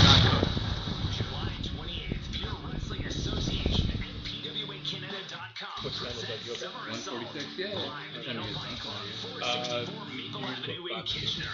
Okay, that's perfect. The 7th anniversary of the PWA. Oh, nice. Feature a main event for the Pure Wrestling Championship. He's First Pure Wrestling Champion. Former 6-time Pure Wrestling Champion. He's after the show. Veteran and PWA franchise player. Haven't gone in a while. Reggie Marley. Sorry? We haven't gone in a while. Brash youngster. Hang out. Is the PWA's future. All right. According to its manager, Lenny Lilac. Damn kid. Yeah. Product of German engineering. The Pure Wrestling Champion. Joey Check out the site. Witness trials and fiasco. Alright. I'm not doing Saturday, but I'm going to do One contenders match. The high-risk hero. Impact will What are you shopping for? Well, I can't buy my shit that I buy. I get Flyers that I contest. wear. Derek Platinum. And all that. Slugging it with former Pure I think Wrestling it's Champion. except for the flea marketing Don't campaign. miss the Elite Women's Champion. Charles Malone. The Pure Finalist. Did you ever download the app to see the site? No, Movie Reckless with beautiful The Android? Paul Wright. should be able to Moon get Dog it. Bunny. And many Android? more PWA No, wrestlers. iPhone. Circle July 28th. Well, you got Android? Yeah. PWA rocks. I'm thinking So of much more open to whatever I you got want to this- enter for. If the lady from Bell's listening, fuck you. Sorry? I got this lady calling me from Bell. She's supposed to give me the sickest deal. She's a district manager at the Bell store. And I've been fucked over royally from Bell. So I'm waiting on that call. So if I don't get it, I'm getting an Android from some Oh, other yeah, company. Like, Yeah, that's well, weird. my decision hinges on what she does, right? Because apparently she's gonna knock my bill down to $30 from like 60 some whatever it's at right now because I've been effed over. Yeah. So we'll see what she does, but it's been about 2 weeks now, and I've been promised that a resolution was gonna be provided last Friday. So still waiting, man. So you're with who right now? Bell, Oh, Bell. unfortunately. Bell's okay. No, they're not the greatest. You have Bell? I'm with Bell, but I have a good plan with them. Do you? What about their customer service? They have I hate their customer service, but I have a good plan. The thing is, you know, like T-Mobile and all those guys, Wind, Mobile City, and all that. What about Wind? Like this all those third-party guys you can go to for help. Just go to them. Don't go to Bell. Just go to those guys, T-Mobile and stuff like that. Wireless Wave, all those guys. Go to them. I'm trying to get the top 10 movies over the weekend. What are you looking for? Like yeah, but for Canada, the US? Does it matter? Okay. It's unfortunate I have to write that down. How much time we got before we go back? How long is the time?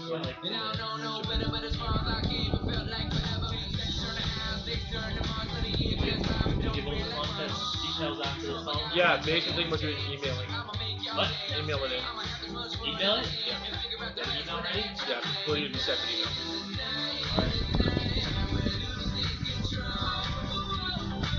What song is this? Right? I hear this on the radio all the time. What song is this?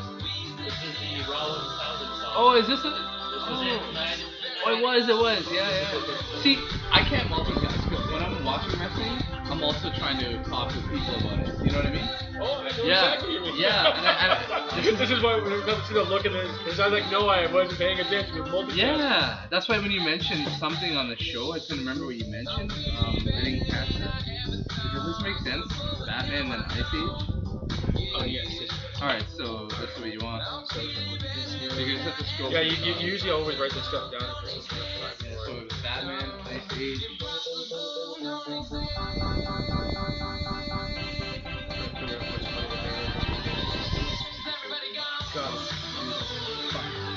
Oh, he's looking for a list of how much money they're going to pay. So when I go to the website, it's all just there. So. Oh, this works.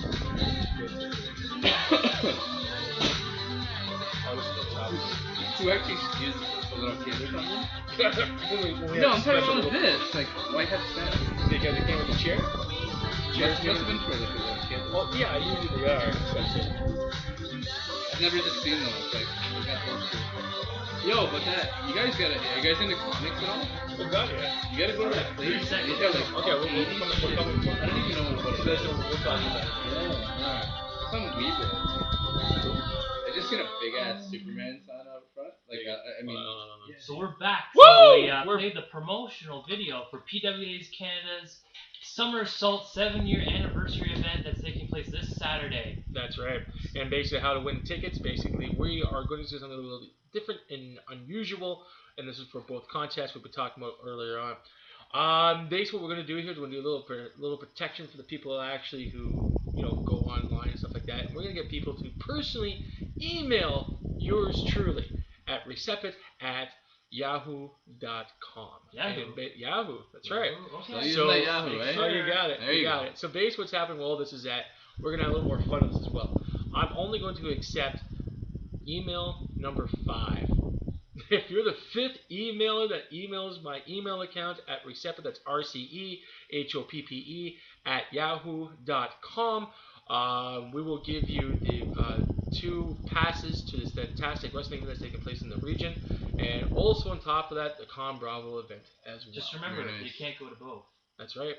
No, they can't go to both. You're absolutely correct. You can't go to both because why can't they go to both, Mr. Candy? Same weekend. There you go. So for those that are in the Kitchener area and can't go to Con Bravo, we have this fantastic package. PWA tickets. Yep. So just in their subject line, right? PWA or Con Bravo. Based in the subject line, basically, I would like to see, I love Con Bravo and Recepit sent me, and to win the PWA tickets, I love PWA and Recepit sent me in the actual tagline. Of course, the thing is, we'll be putting this on our Facebook group as well, and we think this is a groovy way to actually handle this business. Very nice. Yep, not too bad, eh?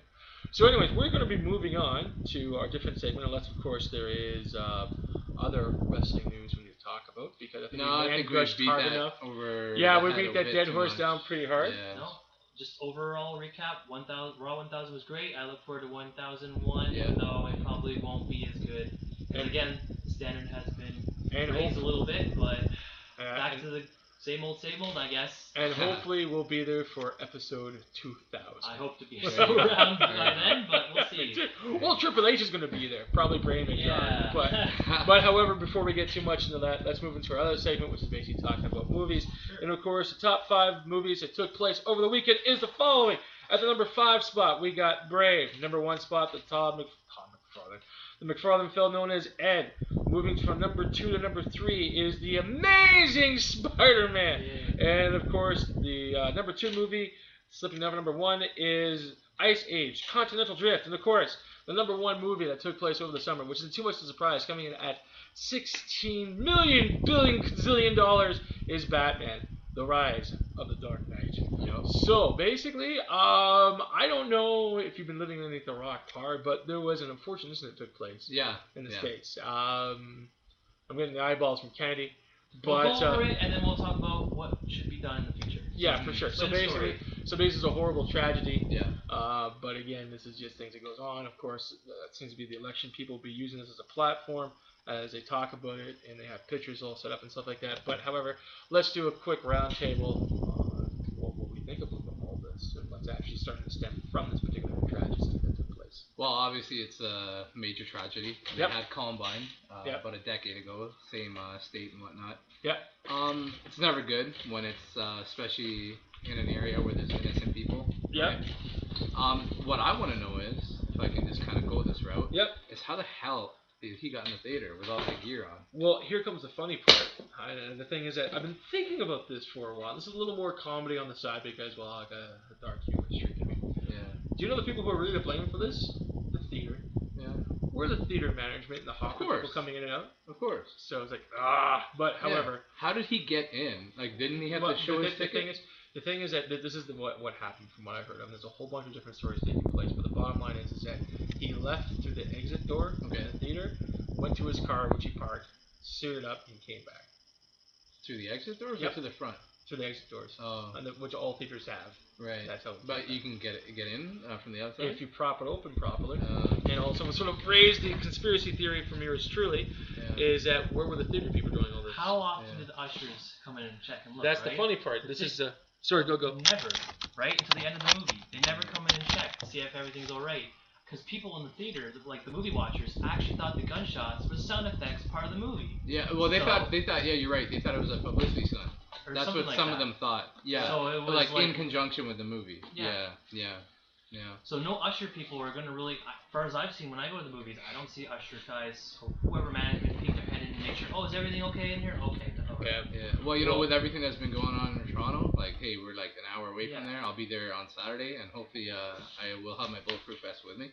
Oh, really? That's no, to be serious, to keep it serious. Hey, I'm a journalist. There's never shootings in Canada. As Giuseppe mentioned, I am a journalist as well, so when things happen, we also have that dark humor, unfortunately. I'm sorry if it offended anybody. Yeah, we apologize. To get serious, it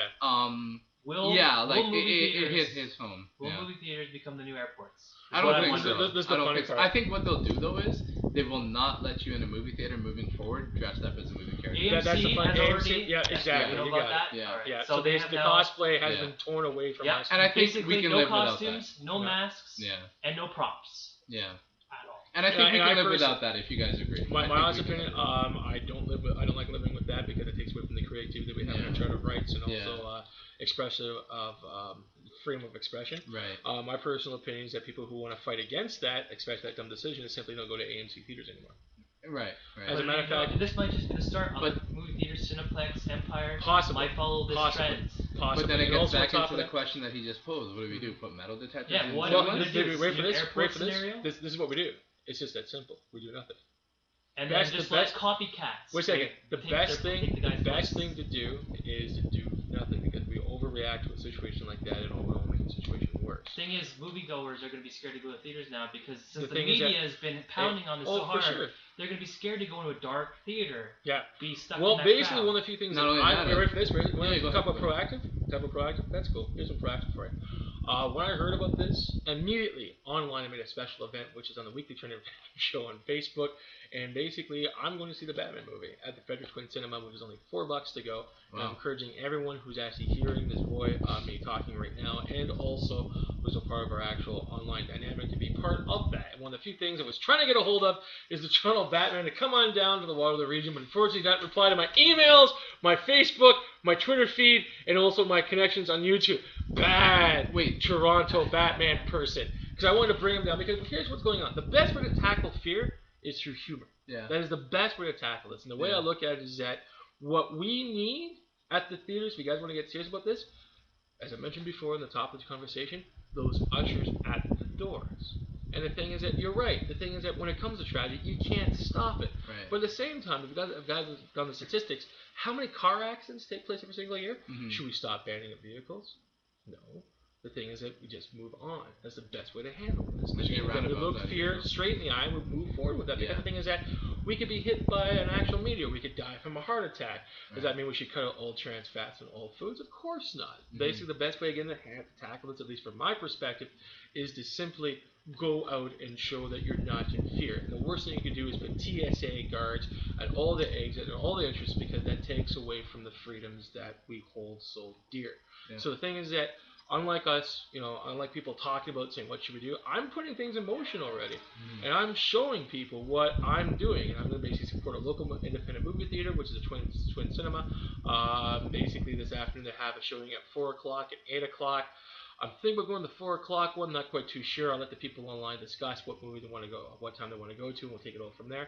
But it's the best way to handle this. Yeah. And the thing is that when you're in, basically, again, when you're in the groups of fear, you have to bring humor to the forefront, because that's what dispels the actual fear aspect. And I think AMC saying you can't dress up is not a way to do it, because again, it's taking away from people artistic expression. I agree. But however, the thing is that the weapon thing, the prop stuff, because conventions have that, and the thing is that depending on how sensitive it is, for sure. But taking away the aspects, people dressing up, no. Yeah. And the thing at the same time here, I used to be the daytime supervisor at the Gig Theater, and I know exactly how it is to make sure you get the proper staff in place and make sure the place is monitored. And the thing is, you are right, Kennedy. There should have been somebody there, and there wasn't. Why? Because the theaters are cutting back on all the actual perks, I guess, because these are back in the day. Because I remember when I was younger, there was a theater person inside the theater at all times, making sure no one's bringing... checking the seats. Exactly. Checking the seats, making sure no one's bringing popcorn in or basically outside food, making sure there's no one... Like here's an example for it. I was at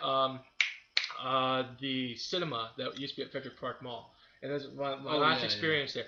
I almost got a jar of Coke thrown in the back of my... Cineplex Odeon. That's right. Cineplex. I almost got a cup of Coke thrown in the back of my head, because I was telling people to shut up as I paid hard cash to watch this movie. Sure. And the thing is that there was a movie usher that was there. He could have seen all those guys getting kicked out of the theater and actually banned it. But the thing is that since Cineplex is cutting back on their staff to save money, then you have these problems. And the thing is, in my honest opinion, if movie theaters would take these stances and actually do what they're supposed to do, the guy going out would not be able to get back in.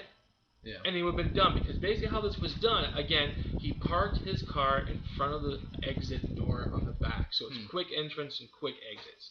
So the thing is that if that little thing was in place, there'd be a whole different scenario. And basically, if people are afraid to go into the dark theater, then the thing is that they should tell the people saying, look, what are you guys putting in place that's not intrusive on our actual rights, it's not intrusive on our actual viewing of this particular movie, to make this work. Like, as an example, back in the day when there was actually movie projectors in the actual theater, the thing is that if the movie was actually shown, let's say, a little bit crooked or something missing, the case may be, that particular announcement got around town. And since people heard about that, they stayed away from those movie theaters, because the thing is that they want to have the best actual viewing for their pleasure. Right. But in today's time, it's all plugged in, whatever type of thing.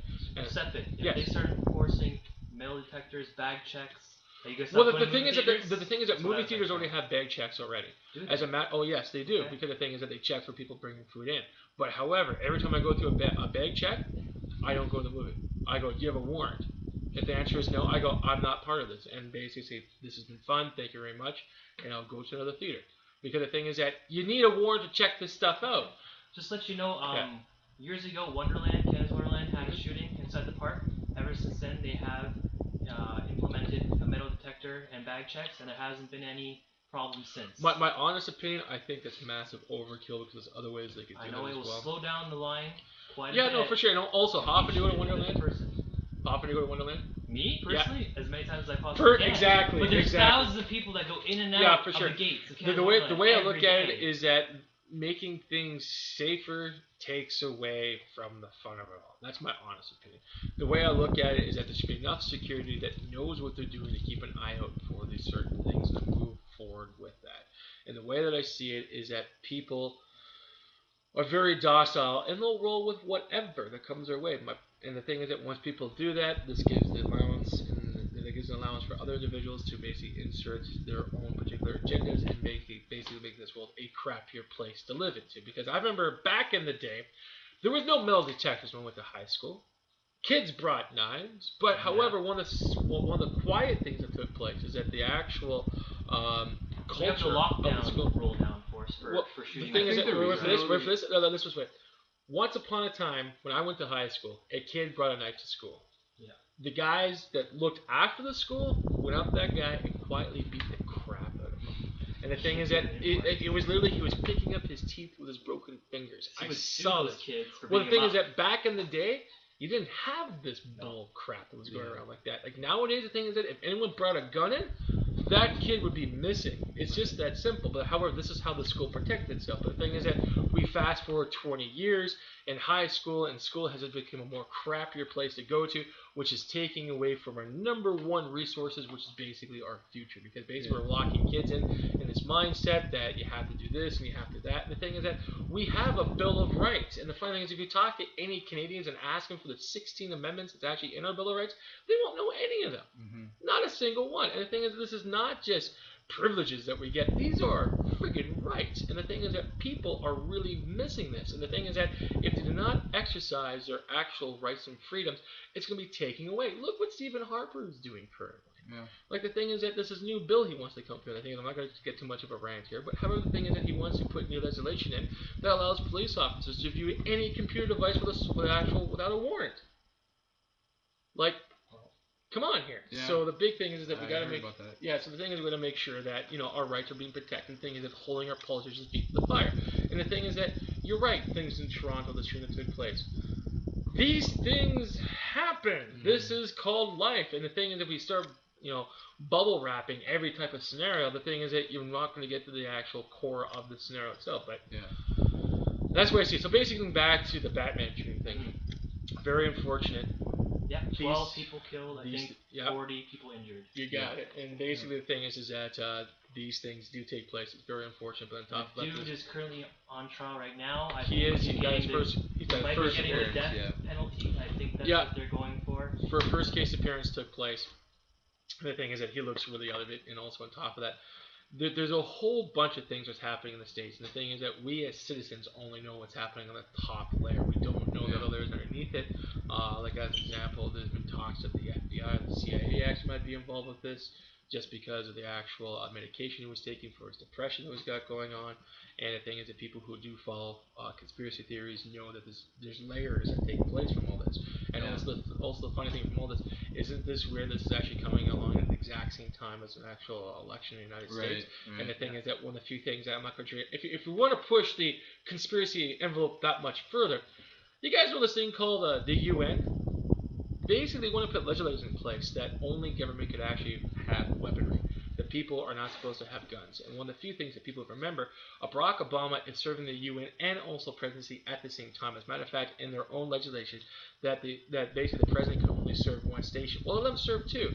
And one of the few things that Barack Obama is trying to do is actually eliminate the Second Amendment by actually saying that citizens cannot have their own weapons. So the thing is that some people are going around saying, well, why should this bother me? I live in Canada, the whole 9 yards. One thing I got to say is that look what's happening stateside. There was an actual protest that took place in Colorado as well. And I'm not sure if you guys heard about this, but the thing is that accidentally the police opened fire on the crowd and basically shot a baby, shot a pregnant woman, and basically dogs were released by accident, basically chewed up the actual family. Things. This is coming from our police officers. Yeah. And the thing is that within the United States Amendment, they have protections and rights against stuff like this because, governments are here to govern. If you look at that one sentence right there, they're here to govern as they see fit. Mm-hmm. And if they have to do do by eliminating things, they'll do that. And the thing at the same time here, if we're living in a perfect world, there'll be no problems. But however, the world we're living in right now is multi-layered, and people are trying to get things, their own way, and damn the actual consequences from that. Like, we're living in a time right now that too big to fail from super banks, and so letting them die is basically the norm. And because of that, the middle class is being shrunken, and the actual differential between rich and poor is becoming more and more deficit. More and more apparent. And the thing is that this is reality. But however, the thing is that what some people do is put their head in an ostrich hole, surround themselves by a whole bunch of fun candy stuff, and basically pretend that the rest doesn't exist. But however, what I'm seeing is taking place is that the real world is slowly taking off layers from that happy candy exterior. Example, look what AMC is doing by not allowing people to dress up anymore. Yeah. Again, this might just be one of the first new rules implemented by different movie theaters throughout Canada. Oh yeah, for sure. And the best thing about this is the opportunity to come from that, because the way I see it is that if you have theaters that say no, then people should go to the theaters and say yes and give them their money. Because one of the few things I keep saying on the show is that we have the power of empowerment through our dollars and our time. And if we implicate that properly, we can get over stuff like this. Like, as an example, I said before the beginning of the broadcast, I am going to the Frederick Quinn Cinema. I tried to get the Toronto Batman, who have not responded to any of my messages, to come with us to actually have a good time. Fortunately, due to circumstances, haven't heard back from him yet. Yeah, a little bitter over that. But however, the bottom line is that I'm going to an independent theater, and I'm putting an event out for that, and I'm actually showcasing this theater on this radio show, and also through our networking channels through our different networkings on the internets. Yeah. So the thing is that, am I going to an Empire Theater? No, because I don't know what the policies are, and I don't care, because the thing is I know what I can get away with in an independent theater. And the thing is that, will there be a lone gunman that shows up? Hopefully not. But the thing is that if it does, it will not take away from my time on this earth, because I refuse to walk on eggshells until the day I die, if you know what I mean. So, a little heavy, but however. You want to tell me how much The Dark Knight Rises grossed again? I believe it's $16 million billion or something. So I don't like that. think the movie theaters suffered at all. Not at all. It'll be number 2. It will be number 1 next week, because everyone loves this movie. Yeah. I've seen it twice. Just to let you know. I've seen it once. Twice. I'm hoping. You want to see it a third time tonight? I'll probably try to squeeze that in. That's awesome. Yeah. But 3 times. Damn. Yeah. But however, the bottom line is that everyone loves this movie. Everyone likes Bane and how they're actually doing. He did a good job. Obviously you can't top Heath Ledger, but you can't. But wait a second. Did you know Harley Quinn? Did you see Harley Quinn? Yes. You did? Yeah. Awesome. A lot of people don't realize the little blonde chick with Catwoman is Harley Quinn. Yeah. It's like, I've seen it twice. So. Yep. Okay. Yeah. It's awesome how they worked that whole thing in. Yeah. And also, there's some very smart things are happening with this movie, and it's absolutely fantastic. And Hardy killed it. That's all I gotta say. Yeah, she slayed it. She slayed it in the hail. Yeah. Like his Bane, he was just wow. I'm not gonna spoil it. His name is Bane, and he may let Batman die. Yeah. When Gotham is in ashes, you have my permission. You have my permission to die, Batman. Yes. But again, fantastic movie. So basically, we'll throw this tragedy off the side. Go see the movie. Go have a great time.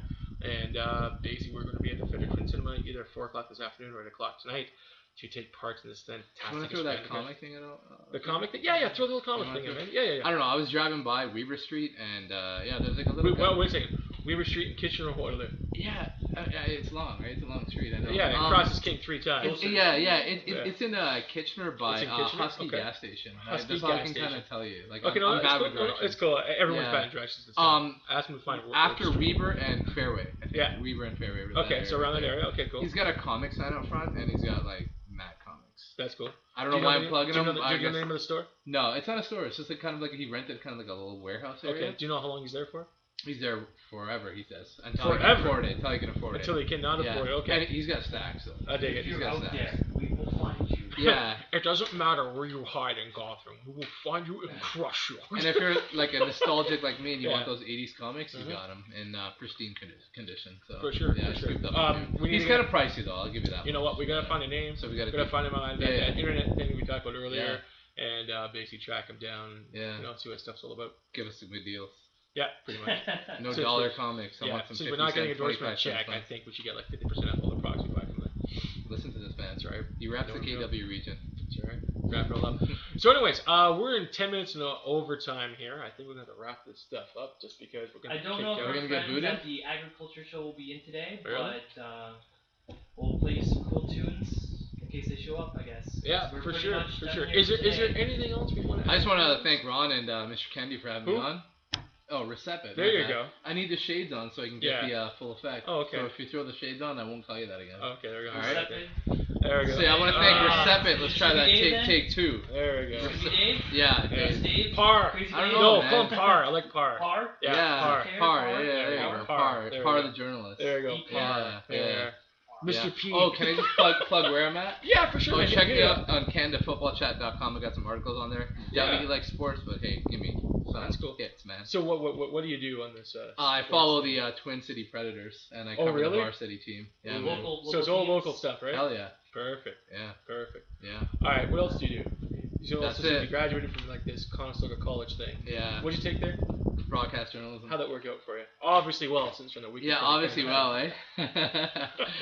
No, for real though, there's not much jobs in the area, so whatever. I like to do little things like this. Well, one of the few things we're doing. Grassroots things like this. Yeah, and to let you know what we're doing in the area is that I know exactly what you're talking about, and I said, damn it all, I'm making my own opportunity and bringing friends in. We're going to build this show up. Yeah. It's going to be absolutely fantastic, and the thing is that we're hoping to hit maybe a television show perhaps, maybe on Rogers Television, because after all, that's where PJ Phil end up. So we're going to follow in his historic footsteps. I alluded to it. I met Ron about 2 years ago. He reps Recep. He reps the KW region. He does a lot of events in this area. Tons. Support him, man. Yeah. Support him. Appreciate that plug. Yeah, support this guy, man. Because basically he's doing stuff for the area. Well, the thing is that one of the few things everyone said in this area, there's nothing to do, and I said, well, you know what? Let's cut out the bitching altogether, and let's throw in a fantastic zombie walk, which we have in the Kitchener area. Yeah. Plus, on top of it, we have the Waterloo Region Ice Cream Horror car wash last year. We had a zombie car wash. Wasn't too bad. Basically, we raised some. I showed up a bit late.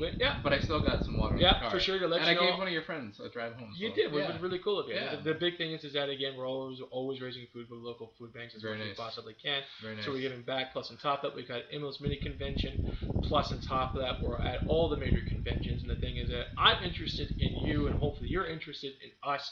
We're more than happy to talk to you and have you on the show. But however, please keep in mind there's only so many times in the day, and I just finished performing a major move, so I don't have all the spare time that I used to have. But however, I'm still unpacking all my boxes, and I finally plugged the cable in the back of my TV set to watch the Raw that took place. Just for that momentous occasion. Exactly. I thought it was last week. I was flipping out, going, I'm not gonna watch this show on TV. So the thing is that we finally got internet, so I was watching an hour ahead. Plus, we put the cable in to catch up all the times the internet screwed up. So it was great. I was like a fat man in a blue suit mask and snapped. You got to watch it. Oh yeah. You can say, hey, I was history. Yeah. I was there. When Triple H said, I will be here for the 2000 of Raw, it's like, in a wheelchair, maybe? Probably. Vince is still around. So. Oh yeah, Vince will be around. His brain will be in actual one of those computers. Yeah, his brain is still active. But yeah, no, the thing is, again, we got Mr. Kenny on the show here. We had Farley. Unfortunately, Farley had to leave because real life could have crept in. Oh, okay. He just had to do the responsible thing and go to school and get married and have a baby and stuff like that. It's like, wow, that's craziness. So he made the mistake. Congratulations. No, he made the decisions he wanted to make. No, I'm just kidding. I'm sorry, Kenny, what was that? I just said congratulations, Farley. If you're out there somewhere listening, congratulations on that little baby, boy or girl, whichever it may be. It would be a happy baby. It'd be a Farley baby. And the thing is, it'd be absolutely awesome all around. The thing is, we wish Farley the best of luck. And of course, his chair is always open here if ever decides to make a visit. The stool's always open. The stool's always there. Recep is constantly vacuuming it for you, man. Oh, pretty much. Keeping it warm. Yeah. Keeping it real warm. We won't tell you how he's keeping it warm. Exactly. Long nights. Being in the chair. Snuggling. And also on top of that, once again, we're going to be at Con Bravo this weekend. Also on top of that, if you email me check the website. It looks insane. Oh yeah, exactly. And the website is conbravo.com. And also to thank very much for everyone who's been part of the show this evening. It's unfortunate we couldn't get anyone from PAW here, but due to the last minute circumstances. PWAcanada.com. Make sure to check that out. Thank you very much. What's the website again? www.pwacanada.com. Summer Assault this Saturday, Alpine Club. Perfect. Kitchener. And also on top of it, I'd like to thank Katie very much for being part of the show, and also like to thank Par for showing up as well. Thanks for having me, man. Yeah, no problem at all. And I think we're going to wrap it up here because I'm going out for lunch. And we're in overtime, baby. Yeah, pretty much. 50 minutes over. We're going to be charged huge mega bucks for this. So anyways, I am Recepit, and I'm the mega host for this fantastic show called the Weekly Trending Fandom Show that broadcasts every Tuesday from 12 until noon at CKMS, Sound FM, 100.3 on the FM dial. And this is us, and this is you. And thank you very much for being part of our show once again. And we look forward towards broadcasting again next week at the same time. See you, folks. Same bat time, same bat channel. You got it. No. Same bat URL. Also, come out to my movie outing, including you, Toronto Batman. Drive fast. Exactly, very fast. You guys are damn back. All right. Yes. There we go, folks. This is us wrapping things up. Thank you very much for joining us. There's Parr. There's Mr. Kennedy. And we'll see you all next week. Ciao, baby.